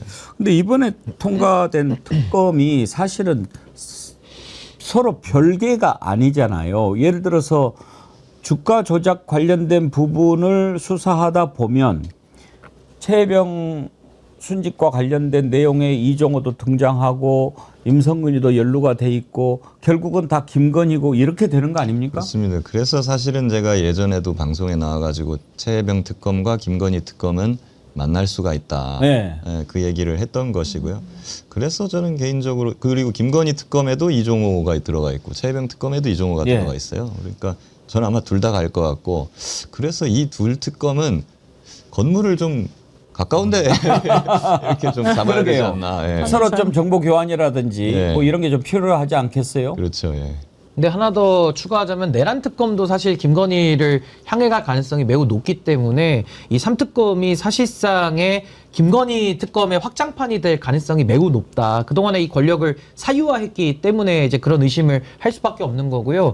앞으로 이제 특검이 임명이 되면 이제 세 분의 특검이 임명이 되고 이제 특검보도 숫자가 꽤 많습니다. 이제 그렇게 됐을 때는 각 특검마다 이제 브리핑이 쏟아져 나올 거예요. 그러니까 그런 부분에 있어서는 뭐 각 특검 간의 이런 수사 체계에 또 협조도 필요할 것이고 앞으로 이런 식의 우리가 특검을 3개의 특검을 동시에 해본 적이 없기 때문에 아마 앞으로는 굉장히 많은 내용들이 실체적 진실이 드러날 것이고요. 전 이 특검이 가지는 역사적 의미라고 한다면은 그동안 이 검찰을 권력의 도구로 써왔던 암흑의 세력들이 거의 뭐 민낯이 이제는 다 세상 앞에 드러나는 거 아니겠는가. 다시는 검찰이라는 이 신성한 권한을 가지고 국민을 탄압하거나 또 정치적 도구로 활용하는 짓을 다시는 못하도록 우리가 내란도 막아야 되지만 그 반정치의 일종인 검찰 의존 정치 이걸 끊어내는 효과가 있을 거기 때문에 아마 국민의힘의 관계자들은 많이 떨고 있을 수밖에 없고요. 뭐 떨려도 어떡합니까? 할 일은 해야 되는 것이고 본인들이 그럼 죄를 짓지 말았어야 되는 건데 전 이번에 좀 발본색원하는 그런 좀 명실상부한 특검이 좀 나왔으면 좋겠다라는 희망을 좀 가져봅니다. 장미 변호사님은 새 특검 중에서 어떤 특검을 제일 주목하십니까? 저는 김건희 특검입니다. 예. 제가 그 주변의 변호사님들이랑도 이야기할 때, 야 김건희 특검에 투입되는 그 검사 수가 내란 특검보다는 적은데 더 많아야 되는 거 아니냐 이렇게 이야기를 하시더라고요. 왜냐하면 혐의가 너무너무 많고요. 지금 명징하게 드러난 부분만 해도 상당히 좀 많다고 보여집니다. 혐의만 16가지고 양평 고속도로도 있고 그리고 공천에 개입한 건 본인이 이야기하잖아요. 당선인한테 다 얘기해뒀으니까 뭐 염려 마시라고. 그럼 윤석열 뭐라고 얘기했습니까? 내가 윤상현이한테 말이야 시켰는데 말을 안 듣는다고 얘기해요. 자기는 공관위원장이 누군지도 모른다고 국민들한테 브리핑까지 했었습니다. 2시간 넘게 기자회견하면서. 그러면서 이런 공청 권력에만 개입했나요? 아니요. 이권에도 개입했습니다. 취임 전에는 샤넬백을 무려 800만 원이 넘는 걸 받아요. 취임 이후에는 1,200만 원짜리 두 개 합치면 그게 지금은 한 3천만 원에 육박한다고 하더라고요. 그걸 그냥 고스란히 갖고 있었나요? 들킬까 봐 그러는지 디자인이 마음에 들지 않았는지 그걸 또 바꿉니다. 2차례 바꿨다라는 거죠. 그리고 또 지금 못 나가겠다. 대선 전에는 대선에 영향을 줄까 봐. 대선 후에는 이거 망신주기라서 못 나오겠다고 합니다. 이거 어떻게 해야 됩니까? 이거 지금 170일 동안 40명의 파견검사로 수사하겠다고 하는데 이거 부족하다. 그리고 여기에 대해서는 진짜 단죄하는 거 이걸 정치보복이라 이야기하면 정말 국민의힘은 국민 역풍 맞을 거예요. 심판받을 겁니다. 이미 심판받고 있지만 정확한 수사가 필요하다고 생각합니다. 특검하면 다 나오겠지만 지금 우리가 가장 궁금해하는 거 하나가 김규현 변호사님 800-7070 이 전화가 누구 전화인가 그게 참 궁금한데 혹시 그 안에 이렇게 쭉 겪어보셨는데 예. 어디라고 생각하십니까? 그래도 전 처음에 윤석열일 가능성이 가장 높다 이렇게 예. 생각을 해왔는데 청문회 과정에서 이종석 당시 국방부 장관이 그 질문에 있잖아요. 남자인지 여자인지라도 대답을 해라 그래. 근데 그것도 대답을 안 했잖아요. 맞아요. 그래서 약간 김건희인가? 라고도 갔어요. 근데 이제 지금 일부 언론 보도를 보니까는 그 번호가 대통령 집무실에 있는 어떤 부속 공간에 있는 번호다라고 나오고 있더라고요. 예. 그래서 뭐 결국 윤석열이었던 것이 아니냐. 뭐 지금은 그렇게 기울고 있습니다. 윤석열 쪽일 예, 것이다. 근데 지금까지 안 나온 것이 대통령실 내부의 어떤 내선 번호들, 간의 통화 이런 것들이 안 나왔거든요. 그런 거 추가로 확보해 보면 좀 더 진상이 드러나지 않을까 싶습니다. 그것 좀 알고 싶고 또 하나 궁금한 것은 조태용 국정원장이 김건희하고 주고받은 문자는 무슨 내용일까 이것도 좀 궁금하고 특검하면 이런 거 다 나오겠죠? 저는 제일 궁금한 게요. 도이치모터스와 명품백 뇌물 사건 그거 검찰에서 누가 덮어줬을지가 제일 궁금해요. 그러니까 저는 늘 지론이 뭐냐면은 주가 조작도 엄벌해야 되고 자본주의의 적이거든요. 근데 그 자본주의의 적과 같은 그 범죄를 대한민국의 검찰이 덮어준다? 이거 정말 더 기가 찰 노릇이거든요. 그렇죠. 저는 그 부분 아까 우리 앵커님 말씀하신 대로 김건희가 조태용 원장하고도 전화를 주고받았다. 또 한동훈한테 비대위원장한테도 법무부 장관 출신인데 문자를 보냈다 씹혔다. 그러면은 이원석 총장이나 그 당시에 뭐 심우정 총장이나 뭐 검찰 라인에다가는 연락 안 했을까요? 아니 고양이가 생선가게 조용히 지나갈 수 있겠습니까? 그러니까 이런 부분이 저는 굉장히 궁금하기 때문에 이번 특검의 핵심은 그동안의 범죄들을 다 밝혀내는 것과 이걸 누가 덮어줬는지까지도 싹 다 한번 이번에 정리를 좀 해야 될 상황이다. 저는 그렇게 봅니다. 저는 이창수하고도 통화했을 거라고 봅니다. 이창수. 예. 거기가 이제 주범이잖아요. 사실 불기소 주범이죠. 처분을 중앙지검장이고. 그럼 이창수랑 누가 연락을 했는가? 이것도 한번 그러니까 본인들이 떳떳하면 지금 왜 도망갑니까? 서울중앙지검장하고 지금 조상원 4차장 검사 다 그 담당자들이 도망가기 바쁜데 제가 이거를 쫄아서 도망갔다 해서 쫄튀라고 얘기를 했는데 쫄아서 튄 거 외에는 설명이 안 되지 않습니까? 그러니까 그 부분에 대한 진상 규명이 반드시 필요하다. 저 그렇게 봅니다. 근데 고발 사주도 특검해야 되는 거 아니에요? 그렇죠. 사실은 세관 마약 사건도 있어요. 세관 마약 사건도 있고. 근데 마약 사건은 지금 갑자기 검찰이 또 수사를 한다고 그래요. 그러니까요. 특검이 통과가 속대를 됐는데. 그거 참 기가 찬 노릇인 게 이거는요. 제가 여러 기자님들 얘기를 들어보면은 법조계에서 이제 소위 말하는 친검 기자들, 친국민의힘 기자들 예. 이런 사람들조차도 세관 마약 사건은 너무 이상하다고 얘기합니다. 네, 너무 이상하다고.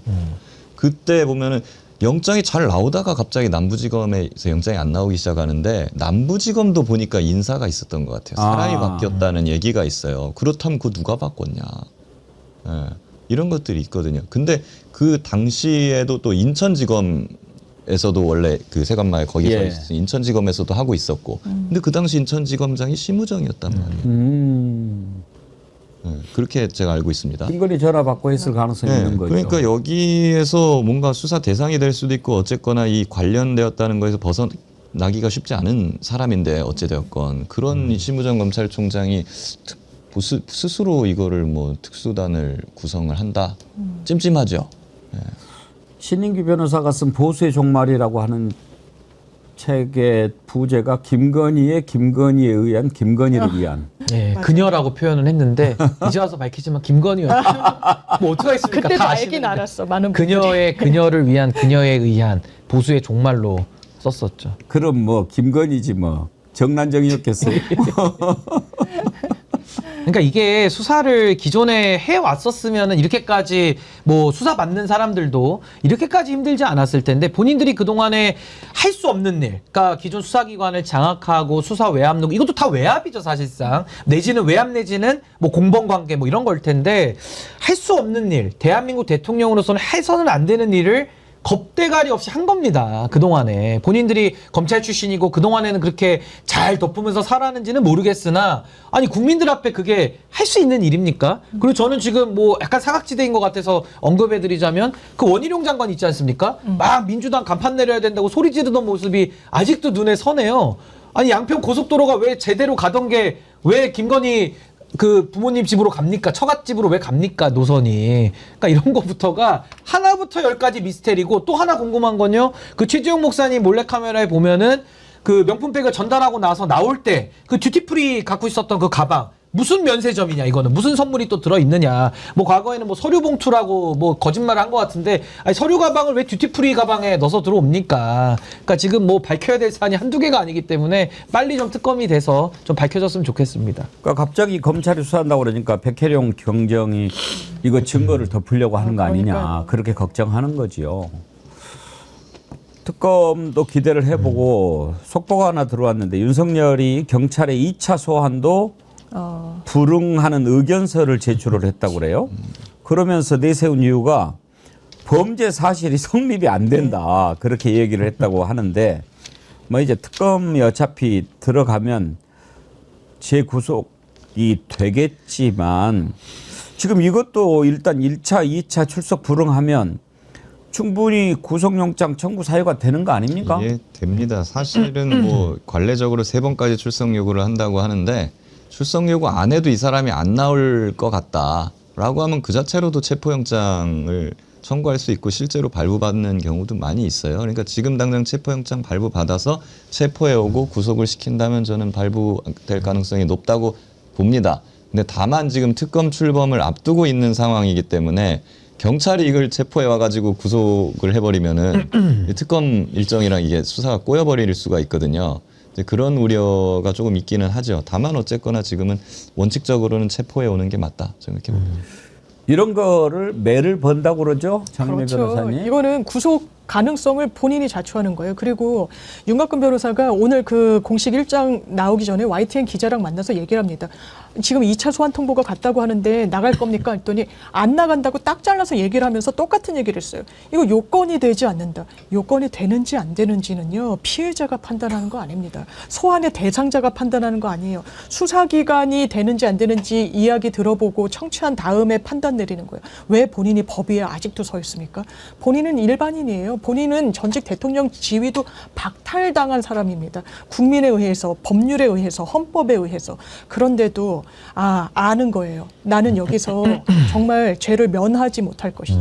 유죄를 피해 나가기 어려울 거다. 왜냐하면 죄인들은요. 본인이 죄 지은 건 그 누구보다 제일 잘 알거든요. 그러니까 나갈 엄두가 나지 않겠죠. 그러니까 요건 운운하는 겁니다. 이건 당연히 체포영장 발부해야 되는 사안이에요. 그 윤석열은 양심이 없다고 보여지는 게 본인이 또 검찰 출신이잖아요. 그럼 자기가 그동안에 무수히 많은 영장도 청구했을 거고 또 기소했다가 무죄난 경우도 많다고 알고 있는데 이렇게 본인이 수사 대상자가 됐을 때는 나는 안 지켜.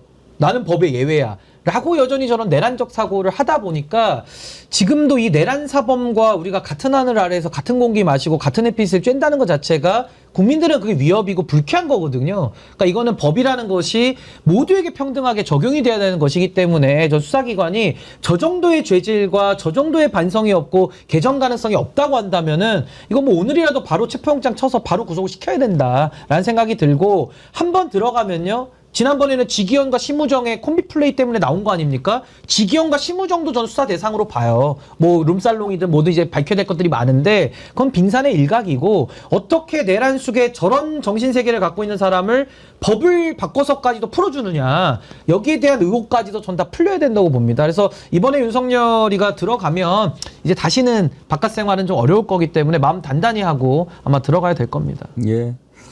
그동안에 짧게 나와 있었지만 오히려 국민들의 분노만 더 키웠지요. 끝으로 한 가지만 더 짚어보고 일부를 마치겠습니다. 가끔씩 이렇게 정신이 돌아오는 홍준표. 하와이 아직 있나요?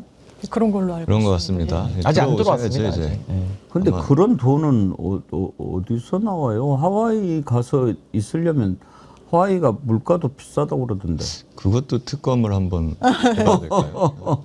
아니 일단은 그 명태균 관련 특검은 받아야 되니까요. 예. 김건희 특검에 이미 명태균 이슈가 들어가 있으니까 거기 수사하다 보면 홍준표는 뭐 당연히 수사 대상 거의 1순위죠, 1순위. 아는 사람이 있어서 거기서 숙소를 제공해주고 계속 뭐 밥 사주고 이런 것은 안 걸리나요? 이제 저 공직자가 아니니까. 그러니까 청탁금지법이 이슈가 될 수 있는데 지금 공직자가 아니니까 그때도 아니니까. 본인이 또 그렇게 해명했던 걸로 제가 기억해요. 지인 집에 숙거. 그렇긴 하지만 이제 뭐 정치자금법 문제는 될 수 있을 것 같아요. 왜냐하면 기타 정치 활동을 하는 자가 그런 돈을 함부로 받으면 안 되게 되어 있긴 하거든요. 근데 홍준표는 처음엔 정계 은퇴한다고 그래놓고선 국민의힘에서만 은퇴한 거다라고 번복을 했어요. 예. 그 얘기는 뭐냐면 아직 정치를 하고 있는 사람이란 뜻입니다. 또 글을 하나 올렸어요. 내란 동조당이 되면 해산 사유가 된다고 본다. 내란 특검법을 통과시킨 가장 큰 목적이 국힘 해산 청구에 있다고 본다. 후보 강제 교체 사건도 위헌 정당이 될 수 있다. 문 정권이 국정농단 프레임으로 보수 세력 괴멸시켰듯이 이재명 정권은 내란 사건으로 사이비 보수 세력들을 괴멸시킬 것이다.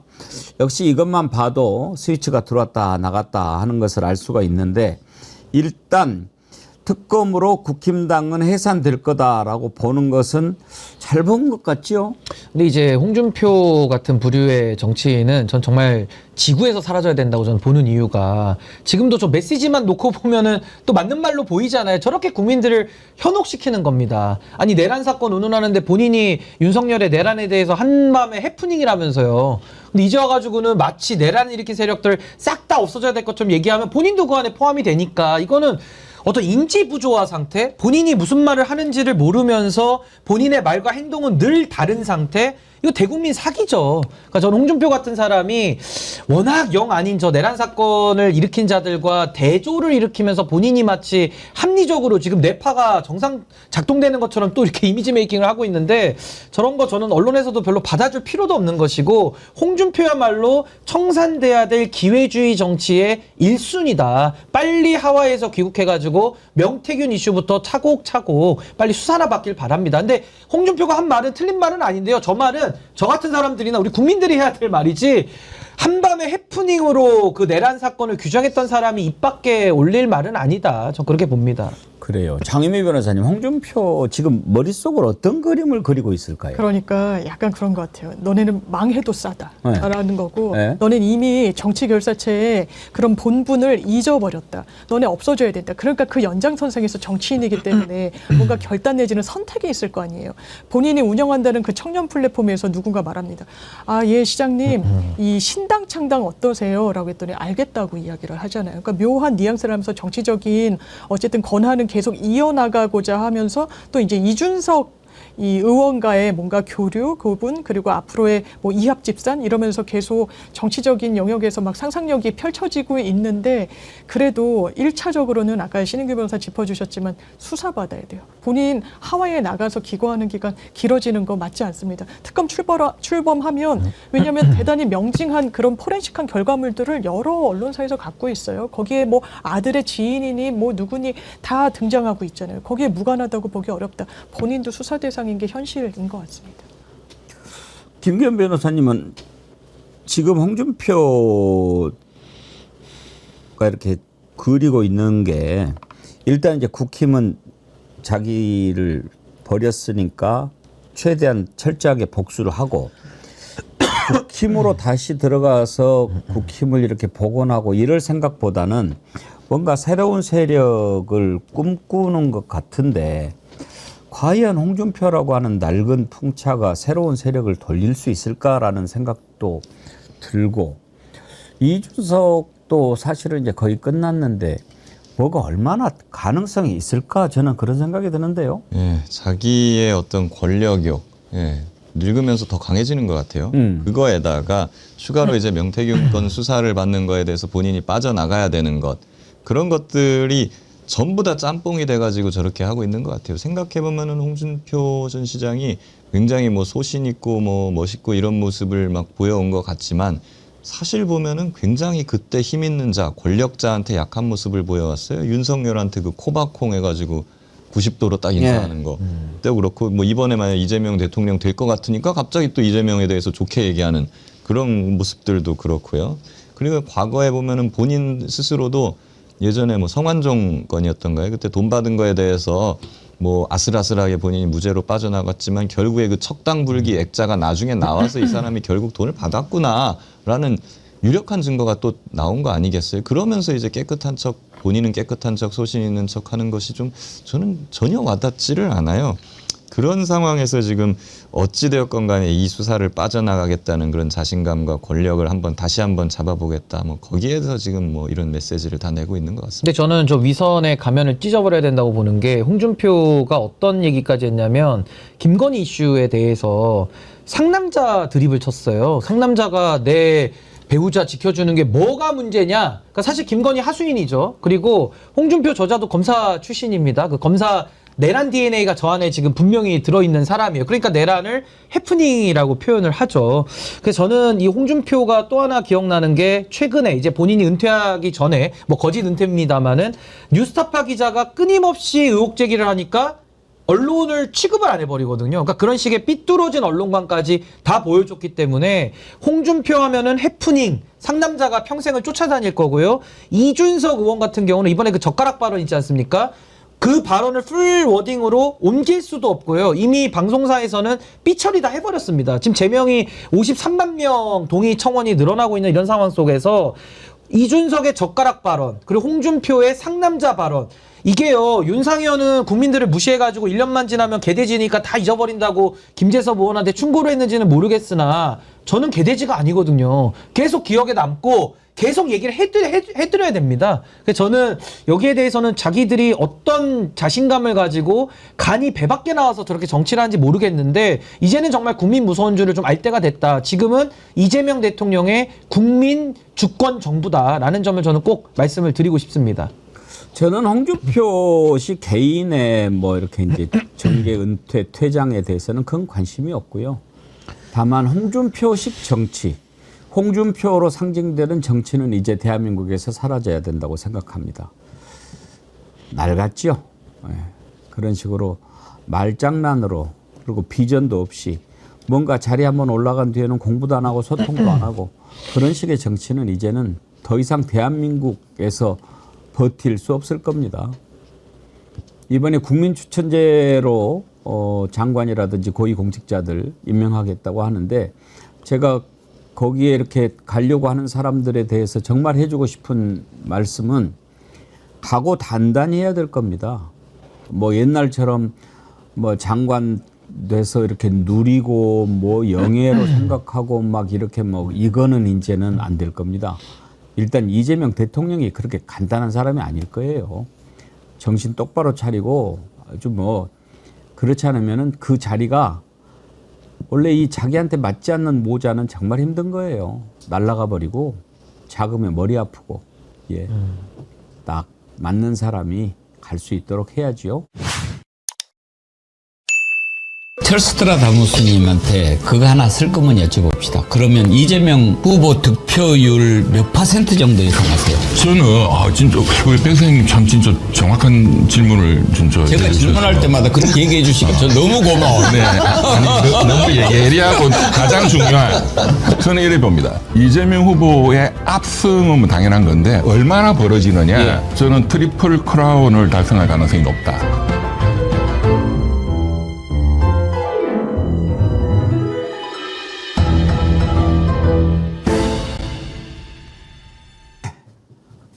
시대의 예언가 철스트라다무스 이병철 변호사님 만나는 시간입니다. 어서 오십시오. 감사합니다.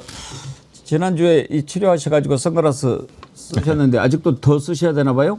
자꾸 다니니까 이 자외선이 요새 워낙 세가지고 병원에 교수님은 다니지 말아야 한 거 같아요. 예. 네.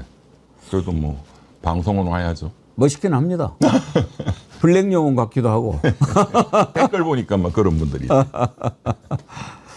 먼저 지금 이준석 그 제명하자는 청원이 50만 명을 넘었는데. 맞습니다. 하루에 10만 명씩. 맨 처음에 이병철 제가 맨 변호사님 먼저 시작하신 거 아니죠? 맞습니다. 왜 제명을 해야 된다고 생각하셨는데요? 그러니까 제가 이제 이준석이가 악령이다는 거는 지난번에도 한 말씀드렸고 젊은 윤석열 3년 동안 제가 이준석이를 관찰을 해보니까 얘는 영혼이 잘못된 애예요. 그러니까 펜코라는 그 젊은이들을 여기에 막 사기당하고 있는 거죠. 그런데 결정적으로는 지난 대선 3차 토론회 때 그 입에 담을 수 없는 그 망언을 해서 제가 새벽 2시 반에 고발장 써서 인터넷으로 접수하고 새벽 3시에 제 아는 기자분들한테 뿌렸는데 보도자료로 새벽 3시부터 기자들이 전화가 왔어요. 특히 여성 기자님이. 그리고 아침 7시에 바로 그 보도를 내기 시작했거든요. 그러니까 고발당했다. 그러니까 이제 뭐 다른 민주당도 고발하고 이렇게. 그건 형사 문제고 제가 이걸로 끝내면 안 된다. 얘는 돈으로 털어야 되겠다. 이렇게 소위 금융 치료를 좀 해야 된다. 그게 제일 겁나는 거거든요. 그래서 제가 이제 뭐 다른 유튜브 방송 나가서 그 다음날 이 응징 소송을 내자. 그래서 하실 분들 그냥 변호사비 다 무료니까 저 신청을 해달라. 저는 솔직히 한 몇백 명 할 줄 알았어요. 지금까지 아직 숫자를 우리 직원들이 매일 세고 있는데 지금 오늘 오전에도 한 1000명이 더 늘었어요. 수만 명이에요. 그런데 제가 제 개인 휴대폰을 공개했어요. 쟤한테 문자로 보내도 되고 인적사항을 해야 되니까 자기 신분증까지 다 보내요. 거의 대부분이. 그러면서 이제 이렇게 또 분노의 그 본인의 마음을 또 이렇게 써서 거의 많이 보내시는데 뭐 남녀노소를 가릴 게 없습니다.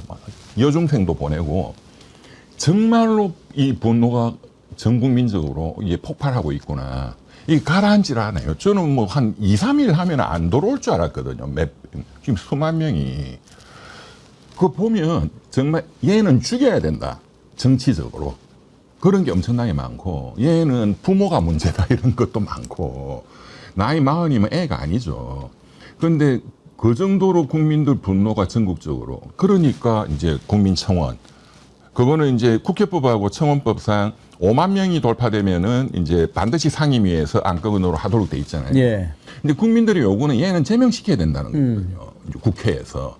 뭐 과거에 김영삼 신민당 총재 때 제명된 사례가 한번 있었고 유일하고 그렇지만 과거에 한 10여 년 전에 그 강용석 씨. 그 양반이 국회의원 할 때 여대생 성희롱 발언해가지고 당에서 출당당하고 그때 본회의에 제명 의결이 올라갔어요. 그런데 이제 부결됐죠, 그때. 왜냐하면 300석 중에 200표 이상 나야 되니까. 그때 100몇십 표 나왔습니다. 근데 그 강용석 씨의 그때 성희롱 발언하고 이번에 이준석의 망언은 비교가 안 됩니다. 그러니까 사실 본회의에 올리면 통과될 가능성이 저는 상당히 있다고 보고 뭐 의원들이야 뭐 제 식구 감사기 그런 것도 있겠지만 지금 이 분노는 사그라들지를 않거든요. 근데 뭐 만약에 제명안이 올라간다고 하면 뭐 꼭 그 죄 질에 따라서만 판단하는 거겠습니까? 정치적인 관계도 있고 그런데 그러면 첫 번째 예언 이준석 어떻게 될 것인가? 일단 형사 리스크가 크죠. 명태균, 김건희 그 게이트 거기에 뭐 직접적인 공범으로 지금 뭐 언론에도 많이 좀 나왔잖아요. 명태균 사장이 지난번에 통화도 하셨지만 그 검찰 가서 다 불었거든요. 그래서 그리고 사법 리스크가 한두 건이 아닙니다. 이준석이는 그 당에 돈 빼먹은 것도 제가 고소 고발한 것도 한 6건 되고 허나 씨도 또 한 개 또 있고. 올 연말을 넘기기는 어렵습니다. 형사 사건. 구속될 가능성도 상당히 높고. 그리고 이제 민사적으로는 지금 제가 100억대 소송을 낼 거고, 이제 국회에서는 제명이라는 리스크가 있고. 그러니까 본인이 건방지게 그때 대선 토론회 나와가지고 3차 토론회 그 망언을 하면서 본인이 나는 프랑스 마크롱의 길을 가겠다. 제가 그거 보고 참 속으로 참 많이 웃었는데 네가 가야 될 길은 형사적으로는 의왕으로 가는 길이야. 민사적으로는 신불자로 가는 길이고 그리고 국회에서는 집으로 가는 길이다. 그렇게 될 거다. 얘는 끝났습니다. 이준석에 대한 첫 번째 예언입니다. 그리고 오늘 그 이재명 대통령 지금 재판 5가지 그렇습니다. 걸려 있는데 현재 3건이 일단 추후 지정으로 넘어갔죠. 네, 근데 네. 그냥 넘어간 게 아니고 헌법 84조에 정신을 그렇습니다. 살려서 했다고 그러니까 일단 재직 중에는 재판이 중지가 되는 거고 지금 이제 2개 남아 있지만 그것도 거의 그렇게 뭐 당연히. 되겠습니다만은 이번에 그 재판 중지에 숨어 있는 매우 중대한 문제가 있다 이런 말씀을 그렇습니다. 하셨는데 그렇습니다. 뭐죠? 이 너무너무 중대한 거를 민주당 법률가 의원들이 38명이나 되는데 이걸 전혀 생각도 안 하고 있어요. 또 역시 뭔데요? 엄청난 사태가 터지는데 그러니까 이재명 대통령 5년은 또 금방 지나잖아요. 우리가 시간이. 너무 아깝죠. 네. 그런데 5년 지나면 그 저는 이렇게 국회의원들이 보면요. 이렇습니다. 지금은 막 대통령한테 잘하죠. 눈치 보고. 그런데 임기 이후 저 사람 아무 힘도 없는 늙은이인데 관심도 없어. 그것도 차거든요. 그래서 지금 재판이 중지되었을 뿐이잖아요. 5년 지나면 재판은 다시 열리거든요. 5건이. 그때 만약에 정권이 넘어갔다든가 정치 상황이 굉장히 불리하게 되면 무조건 구속입니다. 예. 그러면 그 구속도 굉장히 중형을 때릴 가능성이 높아요. 이 5건 다 합치면. 그럼 이 리스크를 사전에 제거를 해야 되잖아요. 아니 그 무조건 구속이라고 하는 것은 이제 선고가 유죄 선고가 나왔을 때 아니겠습니까? 그러니까 그 5년 후에 예. 5년 후에 정권이 바뀐다든가 근데 대통령 지금 선거에 기소된 사실들이 우리가 생각하기에는 억지 기소고 짜맞추기 기소들이 많아가지고 무죄로 날 가능성이 높은 그것도 사건이다. 희망사항이고 그렇게 됐을 것 같으면 이런 기소 자체가 없었겠죠. 법대로만 했다면. 이재명 대통령 죽이려고 검찰이 만든 거 아닙니까? 그러니까. 그런데 판사들이 이거 다 무죄야 해줄 것 같아요? 이번에 보셨잖아요. 그 지기현부터 대법원까지. 그럼 어떻게 해야 되죠? 그래서 제가 이거를 원천적으로 해결을 해야 된다. 미국을 보시면 미국이 대통령제의 원형이잖아요. 미국은 대통령이 형사재판을 받도록 한 역사적인 사례가 한 번도 없습니다. 그런 형사에 연루됐던 대통령들이 여럿 있었지만 이번에도 트럼프가 당선되니까 트럼프가 기소된 게 23건이거든요. 지난 바이든 행정부 때. 예. 그 23건을 미국 법무부 특별검사가 전부 다 공소를 취소시켜버렸어요. 재판 자체가 없는 거예요. 기소 자체를 없애버린 거예요. 그러니까 재판이 없는 거죠. 퇴임 후에도 없는 거예요. 예. 이제 미국 그 판례를 보면 미국이 과거에 또 그 빌 클린턴 대통령, 그 루인스키 스캔들, 그 특별검사 뭐 등등하고 그리고 뭐 닉슨 대통령의 워터게이트 전부 형사 이런 법정에 서게 안 만듭니다. 미국은. 왜 그러냐. 그 미국의 판례가 있거든요. 대통령이라는 개인이 중요한 게 아니다. 이 대통령이 그 임기 동안 그 국정에 집중하도록 해야 된다. 이거는 3억 5천만 미국 국민의 공익이다. 그 재판이야 그 개인의 문제지만 3억 5천만 국민을 위해서 미국 대통령이 재판에 불려나가는 것은 있어서는 안 된다 해서 공소를 취소시키고 퇴임 이후에도 그런 거는 있어서는 안 된다. 퇴임 후에 잡혀간다 생각하면 집중을 못 하잖아요. 그래서 미국 대법원 판례가 있고 이것은 또 권력 분립의 원칙에 반한다. 대통령이 국정을 다 이렇게 운영하고 매진해야 되는데 판사가 오라가라. 그 권력 분립에 반한다는 거죠. 우리나라도 똑같은 법리가 적용이 돼야죠. 그러면 우리도 공소취소 제도가 있습니다. 형사소송법상 검사가 이제 기소해서 1심 재판하는데 이거 우리가 기소를 잘못했구나. 진범은 따로 있구나. 또 죄가 없구나 하면은 1심에 한해서 공소를 취소할 수 있다라고 돼 있거든요. 그럼 지금 이재명 대통령은 1심에 돼 있는 게 3건이죠. 수원지법의 대북송금, 경기도 법카, 그리고 중앙지방법원의 지금 제일 큰 덩치 큰 대장동, 백현동, 성남 FC 이게 제일 커요. 이제 이게 지금 이제 중지 결정을 했고 고등법원 가 있는 거는 이제 그 공직선거법 위반하고 위정교사.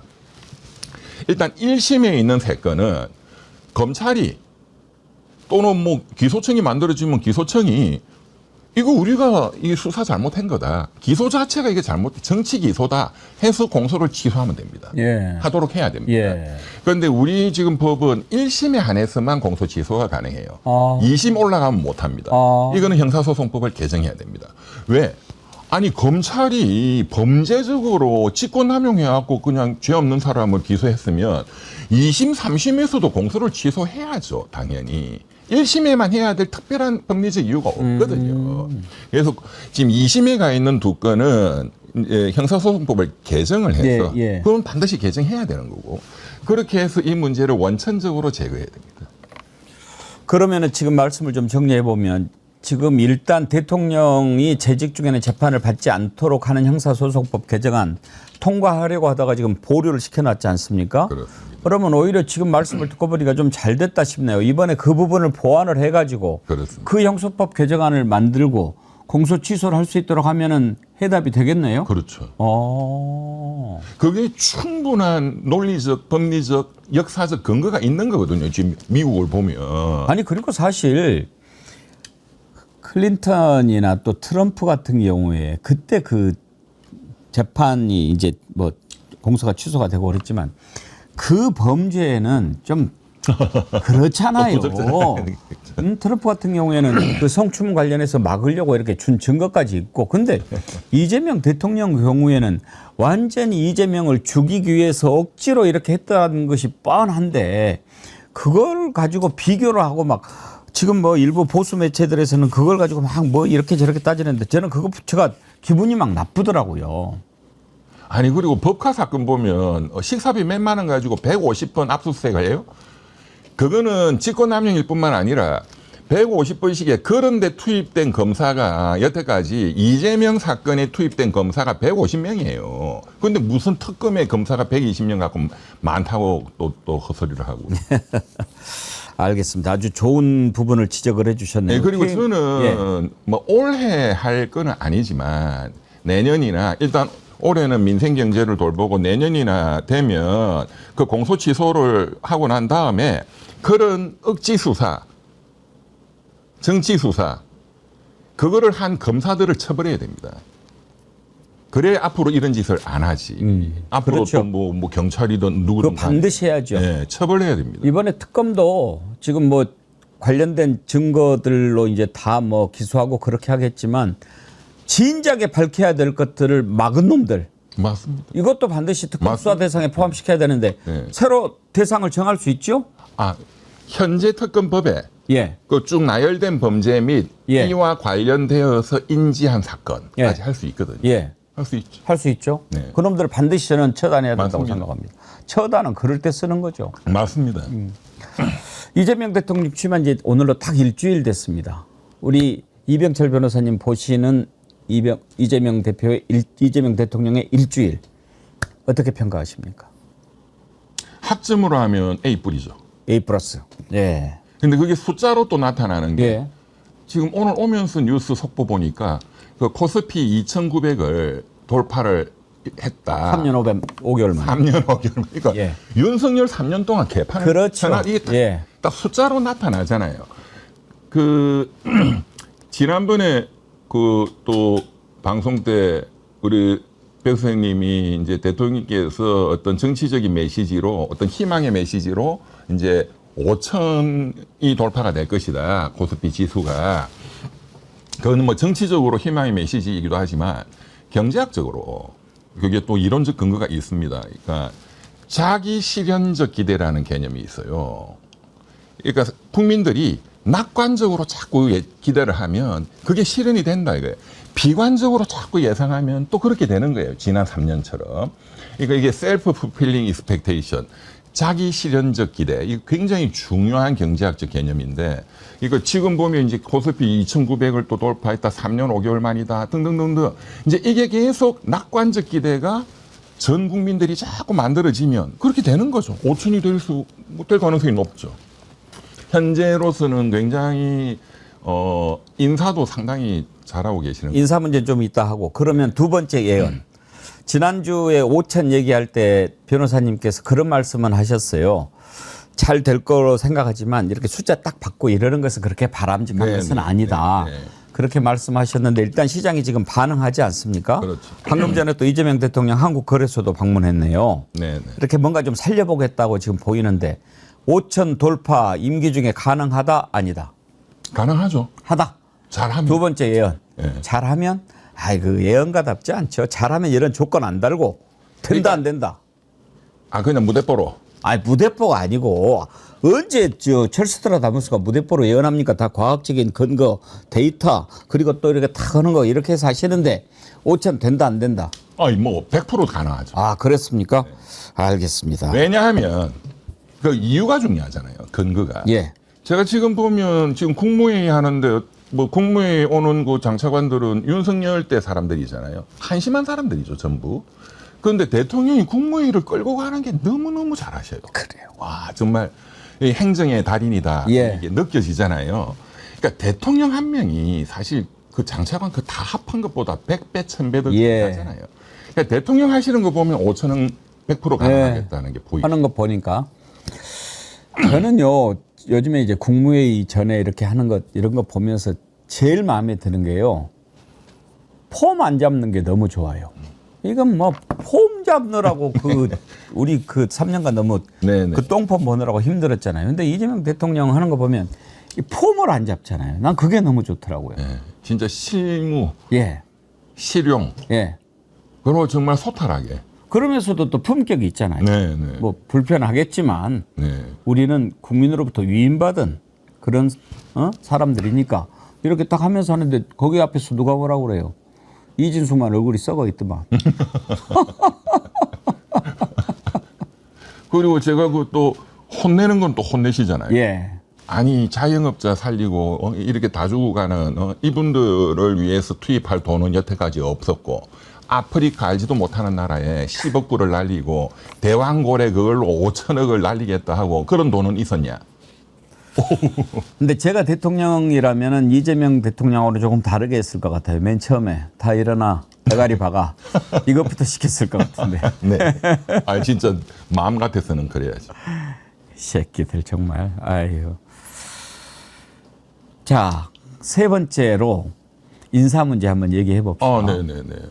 일단 이제 아직 임명 안 한 장관들은 국민 추천제로 한다고 하는데 그 전에 일단 지난번에 김민석 총리 후보자는 베스트다 네네, 이렇게 네. 평가를 하셨는데 수석들 또 인사도 하고 네. 차관 인사 났습니다. 네네. 그거는 어떻게 평가하십니까? 일단 차관들은 다 제가 아는 행정고시 동기, 뭐 서울대 상대 선후배 뭐 다 아는 사람들이에요. 근데 그냥 현 정부의 직업발령. 조달청장, 통계청장은 윤석열 사람으로 분류할 수 있는 거 아닙니까? 그런 데서 발탁을 했더라고. 근데 그 중에 또 이제 검증을 했겠죠. 예. 뭐 왜냐하면 차관들은 외부에서 이렇게 하기가 어렵거든요. 실무를 총괄해야 되니까 어차피 공무원들이야 대통령 바뀌면 다 그게 또 알아서 합니다. 뭐 공무원이 뭐 뻔한 거지 뭐. 예. 예, 근데 이제 어차피 그거는 직업 공무원이 특별히 평가할 거는 아닌 것 같고요. 근데 차관이 굉장히 일을 잘해야 되거든요. 그렇죠. 그런데 대한민국 차관쯤 되는 다 그 행정고시 출신들이잖아요. 뭐 저도 제가 지금 뭐 다 회장을 하고 뭐 자주 통화도 매일같이 하고 예. 또 지난 3년 동안도 그 다 능력이 뛰어난 사람들입니다. 보통. 그런데 어떻게 위에서 지도를 하느냐 하는 게 중요한 거죠. 이제 대통령부터 그 장관이 여기가 썩으면 여기도 그냥 놀아버리는 거죠. 예. 그런데 이제 지금 인사 중에 제가 이게 굉장히 중요하다 싶은 국정기획위원회를 만들었잖아요. 예. 국정기획위원회. 여기가 이제 그 대통령의 국정 철학을 5년간 지금 디자인하고 설계하는 여기가 헤드코트예요. 예. 인수위 기능도 하고 있고, 근데 인수위는 2달 하면 끝나는 거지만 여기는 5년 동안. 이건 제가 보기에는 거의 부총리급이라고 봅니다. 예, 가장 대통령하고 친한 분이 또 경제 전문가시고, 그 다음에 이제 청와대 수석을 보면 경제 성장 수석, 성장을 붙였어요. 그랬어요. 그러니까 경제 수석. 근데 경제라는 거는 크게 하면 성장과 분배거든요. 그런데 사실은 지금 진보 진영 대통령인데 분배 이런 거를 강조할 법도 한데, 그러니까 김대중 대통령 때 보면 생산적 복지. 포용적 성장 이걸 예. 섞잖아요. 예. 둘 다 가치를. 그런데 이번에는 그냥 성장이라고 딱 찍었어요. 경제 성장 수석. 이게 제가 굉장히 지금 대통령의 국정 철학을 이 단어가 반영한다. 분배가 물론 중요하다. 그러나 지금은 성장이 너무너무 중요하다. 이게 성장의 물이 지금 말라버렸기 때문에. 그러니까 자영업자를 돌리고 이런 게 다 성장의 문제죠. 예. 여기도 이제 그 교수님이 상당히 이 분야의 전문가세요. 제가 이제 또 서울대 경제학과 나오고. 예. 예. 이제 앞으로 이제 구체적인 전략이 뭐가 나올지가 좀 주목이 되고, 그러니까 지금 큰 헤드쿼터는 제가 보기에 굉장히 좋은 분들로 이런 거는 이렇게 직업 관료들은 이런 머리가 안 나오거든요. 큰 예, 플랜 예, 예. 이런 거는 이제 전문 교수님들이 하는 게 맞고. 나머지 수석들 중에 특히 지금 말이 많은 게 민정수석이죠. 예. 오광수 또 뭐 과거에 명의신탁했다는 것도 나오고. 예. 저는 뭐 또 이분이 또 특수부 검사 출신이니까 검찰 개혁 이런 데 부적절하다 이런 반론이 지금 많이 있잖아요. 또 이렇게 진보 진영에서도 많이 있는 것 같아요. 그런데 이 부분은 저는 대통령이 결정했잖아요. 그러면 믿고 가야 되는 거예요. 예. 예. 누구를 하든 이 검찰 개혁, 사법 개혁은 할 수밖에 없는 거거든요. 뭐 수석이 뭐 바뀌었다고 못하게만 그런 건 있을 수가 없고, 대통령께서 또 오랫동안 또 신임하는 그런 그 또 관계에서 또 대통령의 철학이 있겠죠. 그건 조금 더 지켜봐야 됩니다. 이걸 가지고 너무 자꾸 끌고 가는 것은 바람직하지 않다. 실력으로 보여줘야 됩니다. 그렇다고 보고, 그다음에 이제 지금 이제 중요한 게 장관들, 그리고 지금 그 장관 그 몇 분은 지금 결정했고, 지금 차관까지 포함해서 차관 6분인가는 발표했죠. 예. 주로 경제부처입니다. 예. 예. 그 나머지 부처의 차관들까지 포함해서 국민들로부터 국민 추천을 받아서 하겠다. 일주일간. 여기에 대해서도 뭐 실무적으로는 그게 뭐 과연 가능할까? 또 뭐 의문일 수도 있고, 또 잘 될 거야 이럴 수도 있고. 저는 여기에 대해서도 좀 이 그 프로그램을 제시한 대통령의 어떤 인사에 대한 그 사상을 이해하는 게 가장 중요하다고 예, 봐요. 예. 이게 뭐냐? 국민 주권 정부잖아요. 아직 공식 명칭은 아니지만. 아니 공식 명칭으로 얘기했습니다. 정해졌어요? 예, 이제 오케이. 정했습니다. 예, 국민 주권 정부. 그 노무현 대통령 때는 참여 정부죠. 네. 그러니까 지금 국민이 이 나라의 주인이다. 그러니까 국민이 모든 주권을 행사해야 된다. 우리가 보통 인사권이다 하면 그거는 고유권 아니다. 침해 못한다. 막 그렇게 얘기하잖아요. 그래서 지금 이재명 대통령은 아니야. 인사권도 나의 인사권도 그거는 내 독자적인 권한이 아니다. 국민이 위임하신 거다. 예. 국민의 주권을 받들어서 국민들이 이 인사에 직접 참여해서 할 수 있도록 열어드려야 된다라는 이 사상이 저는 굉장히 중요한 문제라고 봅니다. 실무적으로 잘 거기서 능력이 있는 분들을 검증하고 뽑아내는 거는 그냥 실무가들이 해야 될 문제고, 이제 이런 시도는 저는 전 세계적으로도 처음 봤거든요.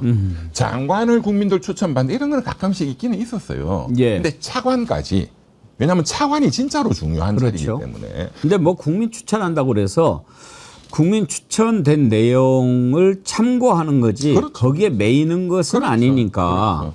거기다가 또 이제 저는 좀 주목하는 것은 이제 장관은 저 청문회를 해야 되잖아요. 예. 근데 청문회가 엉망진창이 되는 가능성이 높거든요. 국민의힘이 예. 막 꼬투리 잡아가지고 개판을 만들겠죠. 그런데 만약에 이제 청문회에 올라온 그 후보자, 장관 후보자가 국민 추천에서 굉장히 많은 또 추천도 받고 어떤 국민들의 민주적 정당성이 뒷받침된다.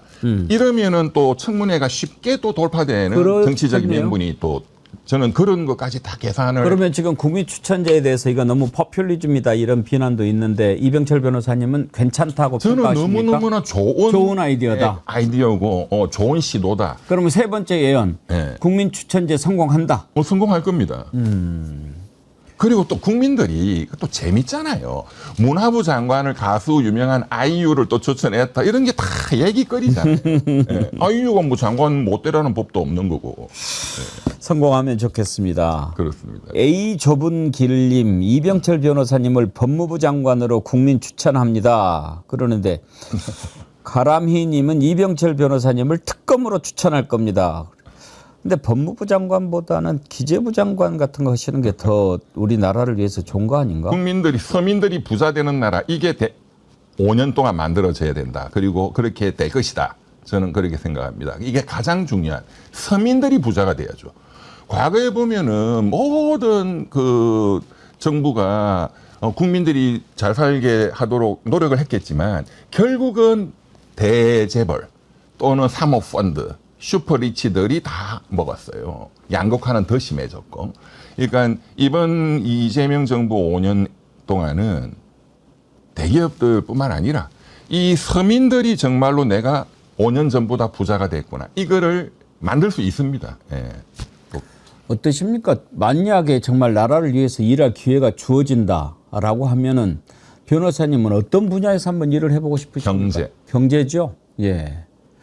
저는 이병철 변호사님은 여러분들 뭐 다 아시겠지만 행정고시, 사법시험 다 합격하신 분인데 행정고시도 특히 행정고시에서 가장 어려운 분야가 재경이거든요. 거기서 차석하신 분이에요. 변호사니까 사법시험만 생각하시는데 양시 패스하신 분입니다. 그런데 경제 쪽으로 아주 해박하시고 가끔 경제에 관한 얘기도 좀 우리 좀 많이 들려주세요. 예. 오늘도 그래서 지금 대통령께서 그저께 라면값 2,000원. 예. 네, 그걸 딱 찍어서 말씀하셨잖아요. 그거 좀 여쭤보려고 그랬어요. 다 예. 이재명 대통령이 굉장히 뛰어난 분이다. 저분도 거의 천재급이거든요. 그 어려운 과정에서 검정고시로 해서 뭐 대학 입학 학력고사, 저하고 같은 학력고사 세대인데 전국에 2,000등 정도 했던 그거 대단한 거죠. 엄청난 거지. 그게요. 제가 사실은 오늘 우리 애청자님들한테 한번 좀 보여드리고 싶었던 영상이 있는데 이게 또 저작권에 걸려가지고 소개를 못 해드려서 아쉬운데 오늘 제가 어떤 쇼츠를 하나 봤는데 네. 정말 찡한 게 있어요. 잠깐 그 말씀 드릴게요. 이재명 대통령이 중앙대학교를 나왔잖아요. 근데 왜 중앙대학교 갔는지는 아시죠? 그 이제 전액 A급 장학금 뭐 장학금 주니까. 네. 그리고 가족들 생활비까지. 생활비까지 주는 네, 거예요. 네. 압니다. 그러니까 서울대를 갈 수 있는데 중앙대학교 가야 그렇죠. 거기에서 생활도 되고 또 맞습니다. 용돈도 생기고 맞습니다. 지원까지 하니까 이제 공부를 해서 고시를 이제 합격을 해야 되잖아요. 근데 공부를 어떻게 했는지를 소개를 하는 걸 봤어요. 네. 보셨어요? 못 봤어요. 사법시험 준비를 하는데 그때도 일을 하면서 공부를 하는 거예요. 그러면 저녁 6시까지 일을 해요. 그리고 와서 공부를 해야 되는데 그 전에 또 뭐 가방끈이 짧잖아요. 학원 다녀야 되잖아요. 네. 학원 갔다 와서 공부를 하는데 공부를 할 수 있는 방법은 잠자는 시간을 줄이는 것밖에 없는 거죠. 그럼 어떻게 공부를 했냐. 잠이 오니까 압정 있지 않습니까? 네. 압정을 테이프를 뒤에 붙여가지고 네. 공부하는 거 여기에다가 압정을 다 붙였대요. 그래가지고 여기까지도 자세가 조금이라도 흐트러지면 압정에 찔리는 거예요. 네, 네. 그럼 아이고 그래서 다시 공부하고 있는데 내가 그 부분에서 너무 참 야, 눈물이 나왔어. 네. 어느 순간 보니까 압정에 찔린 채로 자고 있더래요. 그렇죠. 야, 영화네. 정말 그렇게 공부를 해서 사법시험을 합격을 했는데 지난번에 저하고 인터뷰했는데 그 얘기를 하시더라고요. 첫 번째 시험에 떨어진 거예요. 너무 절망스러웠다는 거예요. 9번 만에 된 놈도 있지만 근데 절박하니까 빨리 돼서 그렇죠. 그런데 그 다음 해에 합격을 했는데 그 기간이 정말 자기를 돌아보고 내면을 쌓는 좋은 기간이었다. 그렇게 얘기를 하시더라고요. 그렇죠. 변호사님은 사실 한 번에 붙으셨죠? 예. 한 번 더 떨어졌어야 되는데. 행정고시는 한번 떨어졌어요. 재경영 씨가 어렵다는 걸 제가 알았죠. 야, 참 사법고시는 솔직히 뭐 법학은 쉬워요. 경제학이 어렵지. 그렇게 참 그 공부하고 또 어려운 과정을 겪고 성남시장, 경기지사에서 보여준 실력 그런 것들을 지금 이제 마음껏 발휘하니까 우리가 기대를 갖는 거 아니겠습니까? 예. 그게 낙관적 기대가 형성되면 그렇게 되는 거거든요. 나라가. 근데 이제 라면값이 이제 상징하는 바가 그렇습니다. 물가는 잡겠다. 그리고 기본적인 것은 반드시 챙기겠다라고 하는 것 아니겠습니까? 물가 잡힐 거라고 보십니까? 잡죠 당연히. 예. 근데 이제 대통령께서 이제 그 또 정치인이니까 그냥 일반 대통령 다른 분들 같았으면 지금 여러 뭐 서민들 물가가 많이 오른다 표현을 이렇게 했을 건데 그게 아니라 라면 2,000원이라 이게 그냥 언론에 예. 지금 보도가 예. 그냥 대문자말하게 그게 상징하는 게 뭐냐. 그러니까 기재부 차관이라는 사람이 답변을 1, 2, 3 비상계엄 터지고 정치적으로 굉장히 불확실성이 증대됐고 이런 혼란을 틈타서 식품업계가 가격을 올린 것 같다. 이런 취지로 답변을 했어요. 제가 그 소리 듣고 진짜 기사대기를 때리고 싶었어. 그럼 당신은 뭐 했냐, 6개월. 예. 당신들이 그거를 책임지고 관리를 해야지. 아니, 지금 와서 이제 대통령이 바뀌고 지적하니까 그걸 답변이랍시고 하냐 말이에요. 그러니까 지금 이 물가는 마트 물가거든요. 지금 이게 우리가 거시지표로 물가는 예. 1% 됩니다. 굉장히 현재 물가는 인플레는 우려할 상황이 아니에요.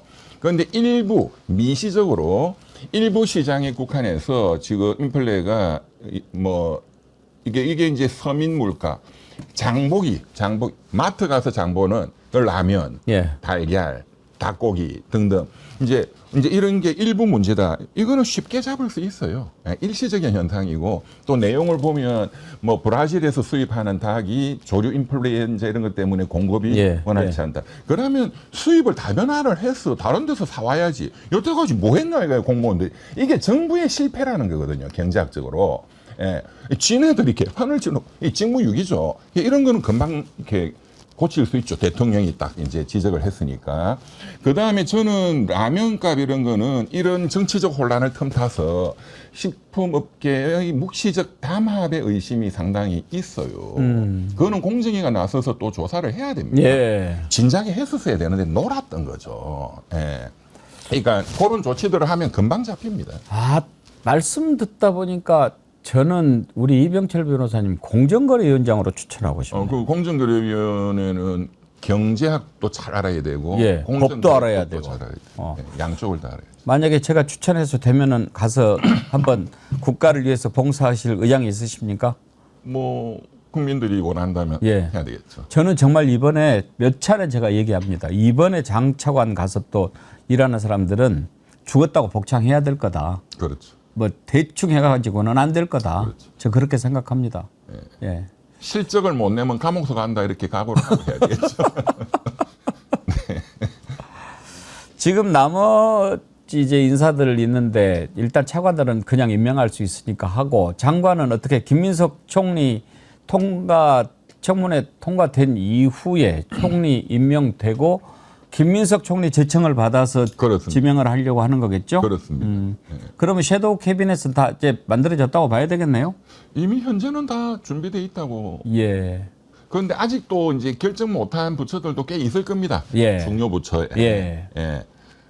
또 이제 그래서 이제 국민 추천이라는 또 이런 절차도 또 거쳐보고. 저는 제가 그 이명박 정부 때부터 이제 대통령하고 친했으니까 또 박근혜 대통령, 예. 윤석열이도 마찬가지인데 제가 이제 행정고시 그 동기들 만나서 그래서 제가 또 이제 뭐 대통령 직속 위원회 이런 것도 많이 해봤거든요. 전 정부 부처의 위원 이런 거를 다 해봤어요. 예. 그래서 이제 각 뭐 기재부부터 이 정부 부처에 돌아가는 거를 그래도 많이 알죠. 제가 과거부터 제안을 한 게 이명박 대통령은 그 당시에는 어떤 월급쟁이의 신화였잖아요. 그리고 그때 이제 경제 대통령. 그 국민들이 다 경제를 잘할 거다. 왜냐하면 현대그룹을 만든 사람이니까. 그런데 개인 기업하고 국가 경제는 이거는 다른 거예요. 아예. 그렇죠. 예. 오히려 이 경험이 국가 경제에는 해악이 될 수도 있는 거거든요. 이 경영학하고 경제학은 좀 달라요. 예. 예. 그래서 제가 보니까 기대했던 것보다 이명박 당선자가 적어도 경제부처 뭐라든가 이런 그 장차관 이런 인재풀은 다 갖고 있는 줄 알았는데 하나도 없어. 그리고 국가 경제가 뭔지를 하나도 몰라. 기업은 잘 아시죠. 그래서 제가 그렇지 사람이 그래서 어떤 대통령도 그런 굉장히 충분한 인재풀을 다 갖고 있는 경우가 있겠습니까? 예, 김대중 대통령도 여러 인재들을 또 추천받고 했는데 그래서 장관을 시킬 수 있는 정말로 천하의 인재를 찾는 게 어떤 방법이 좋을까? 제가 이제 결론을 내린 거는 이런 거였어요. 이런 거예요. 적어도 그 분야에 대한민국에 어떤 인재가 있다 하는 거를 제일 많이 아는 사람은 그 부처의 과장국장들입니다. 예. 예. 그래서 이제 한 10년 이상, 이거 한 4급 서기관 이상 또는 뭐 한 과장급, 하여간 4급 서기관 이상의 그 해당 부처의 그 공무원들한테 익명으로 당신이 추천하는 장관 후보자 한 명만 적어라. 이유를 써라. 그리고 당신이 대통령이라면 지금 5년 동안 당신 부처가 기재부면 기재부가 해야 되는 가장 중요한 거 딱 하나만 써라. 그거를 쫙 모으면 5년간 인재풀이 다 나올 것이다. 또 그 고시 행정고시 출신들은 또 호남분들이 인구 대비로 많습니다. 예. 호남분들이 고시를 많이 예. 머리가 좋더라고. 근데 어쨌든 전국에 골고루 고시가 붙으니까 머리가 좋아서도 있지만요. 열심히 아니 공부 말고는 먹고 살 게 없어요. 예. 예, 그러니까 사법고시도 굉장히 많고 인구 대비로 근데 뭐 어쨌든 다른 지역들도 다 골고루 이제 고시 그 인재들이 뽑히니까 그러니까 전국의 어떤 그런 것도 반영할 수 있고 그리고 이분들이 최고 전문가이기 때문에 그럼 외부 교수면 교수 또 언론인이면 언론인 어떤 분이 좋은 후보다 여기에 딱 모아보면 딱 답입니다. 그러네요. 좋은 아이디어인데요. 네. 그리고 저는 이제 인사청문회도 예. 사실 청문회 걱정되는 게 그냥 개판 만들 거다. 예, 예. 흠집 잡아가지고. 아, 이건 뭐. 그런데 저는 인사청문회도 뭐 제도를 바꾸고 이런 거는 또 여야 합의가 돼야 되니까 그거 하지 말고 이제 후보군이 이제 정해졌다 하면 민주당에서 국회의원들이 또 해야 언론이 막 이렇게 보도를 하니까요. 민주당에서 그 좀 전문적인 고 장관 후보에 대한 분야의 전문적인 국회의원들이 한번 리허설처럼 국회에서 언론 다 불러서 이분에 대한 능력 검증을 먼저 하면 좋겠어요. 정식 인사청문회 하기 전에. 그러니까 당신이 이 장관이 되면 뭐 기재부 장관이다. 그럼 경제를 어떻게 살릴 건지 이 민주당의 국회의원들 중에 경제 전문가들이 그 능력에 대한 그 정책에 대한 이 사람의 사상에 대한 그거를 집중적으로 한번 쫙 하루 종일 해서 보니까 저분 정말로 뛰어난 실력자다 하면 본 청문회에서 국민의힘이 막 시비 걸기도 어려운 상황이 또 될 거거든요. 그런 걸 한번 하면 좋겠다. 오케이. 좋은 아이디어입니다. 끝으로 이제 특검이 이제 시작이 됩니다. 네. 우리 이병철 변호사님께 특검 출발하는 시점에 이런 것을 꼭 좀 명심으로 해라 이렇게 당부를 해주고 싶은 말씀이 있으시다면 어떤 겁니까? 지금 특검의 정당성이 중요한 거거든요. 그래서 지난번에도 백생님이 이게 대통령께서 어떤 정치 보복 수사 프레임에서 벗어나는 게 중요하다 이런 말씀을 하셨잖아요. 그 이제 지금 3개 특검인데 지금 벌써 이제 조선일보나 이 국민의힘 쪽에서 프레임을 이제 만들고 그쪽 여론을 형성하고 있는 게 무슨 검찰청을 만드냐 이거거든요. 120명 특검. 근데 여기에 대해서 이제 그냥 쉽게 쉬운 논리로 그냥 박살을 내야 되거든요. 그리고 이 진보 중도청. 거기에 대한 가장 간단, 이게 박살이 나야 이 특검의 정당성이 확보가 된단 말이죠. 그러니까 120명이 많다? 이재명 한 명 잡으려고 투입된 검사가 150명이다. 그걸로 그냥 끝나는 거예요. 두 번째는 이제 내란 특검에서 가장 이제 주목해야 되고 또 언론에도 많이 좀 수사가 알려져야 되는 것은 추경호, 나경원 등 국민의힘 의원들이 이 탄핵을 무효화시키는 계엄 해제 예. 표결에 들어오지 않고 밖에서 이것을 방해했다는 책동. 이게 가장 중요한 거잖아요. 예. 지금 남아 있는 것 중에 뭐 국무회의에 뭐 쪽지 나왔다 이런 것도 지금 수사를 하고 있고 지금 완전히 비어 있는 게 이거거든요. 근데 사실은 이게 본체잖아요. 이 국민의힘에. 그러니까 헌법을 완전히 무너뜨리려는 그 윤석열의 책동에 국민의힘이 적극적으로 공범이거든요.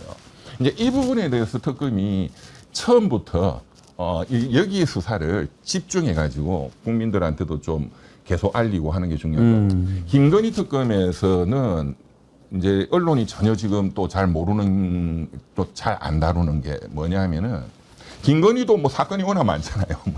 16개 더 예. 이상이죠. 수십 개씩. 마약 사건 빠져 있잖아요. 지금 이번에. 아니 인천에서 마약 밀반입해가지고 그게 인천지검장 지금 심우정 검찰총장이 그 가담했다 이런 거 다 나와 있잖아요. 김건희 친오빠가 그 가담됐을 거다. 그 심우정이하고 친구니까 그 마약이 시가로 6천억 상당이라는 거거든요. 그게 지금 유통이 되고 있는 거예요. 대한민국에. 이 골 때리는 겁니다. 진짜. 이것도 완전히 조져야 되는데 이 특검 내용에는 없거든요. 그런데 인지한 사건으로 해야 되는데 이것도 중요하고 마지막 한 가지는 건진법사입니다. 예. 이거는 게이트입니다. 건진법사 지금 보도된 것 보면 코인 업체가 또 결부돼 있어요. 코인.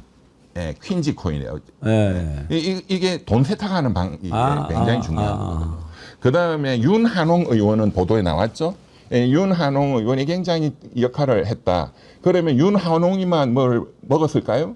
권성동이 윤핵관의 핵심들 이철규 이 다 나올 겁니다.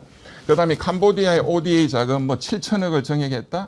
이게 전형적으로 돈 빼먹는 수법이에요. 이거는 게이트입니다. 예. 그런 부분이죠. 지금 다음 주에 이병철 변호사님 뵐 때는 특검이 임명돼 있을까요?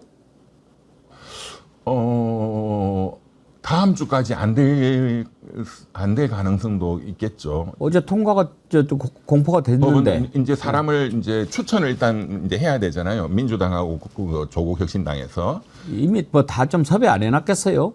뭐 많이 준비를 해놨겠죠. 예. 근데 이제 대통령이 또 그 중에서 또 선택을 해야 되고 또 국민들 여론도 보고 이제 검증 절차가 있어야 되니까. 제가 좀 마음이 급해가지고 말이죠. 왜냐하면 예.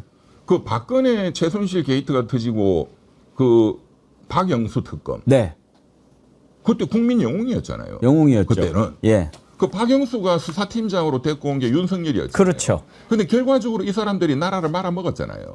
박영수는 이미 지금 구속됐고 대장동에서 200억. 예. 그러니까는 이번에 특검도 어떤 그런 걸 반면교사 삼아서 이렇게 여러 후보군 중에 굉장히 신중하게 골라야 된다고 생각합니다. 특히나 이 특검에 그 뭐 유능한 사람 뽑는 게 당연하겠지만 저는 배짱이 있는 사람. 예.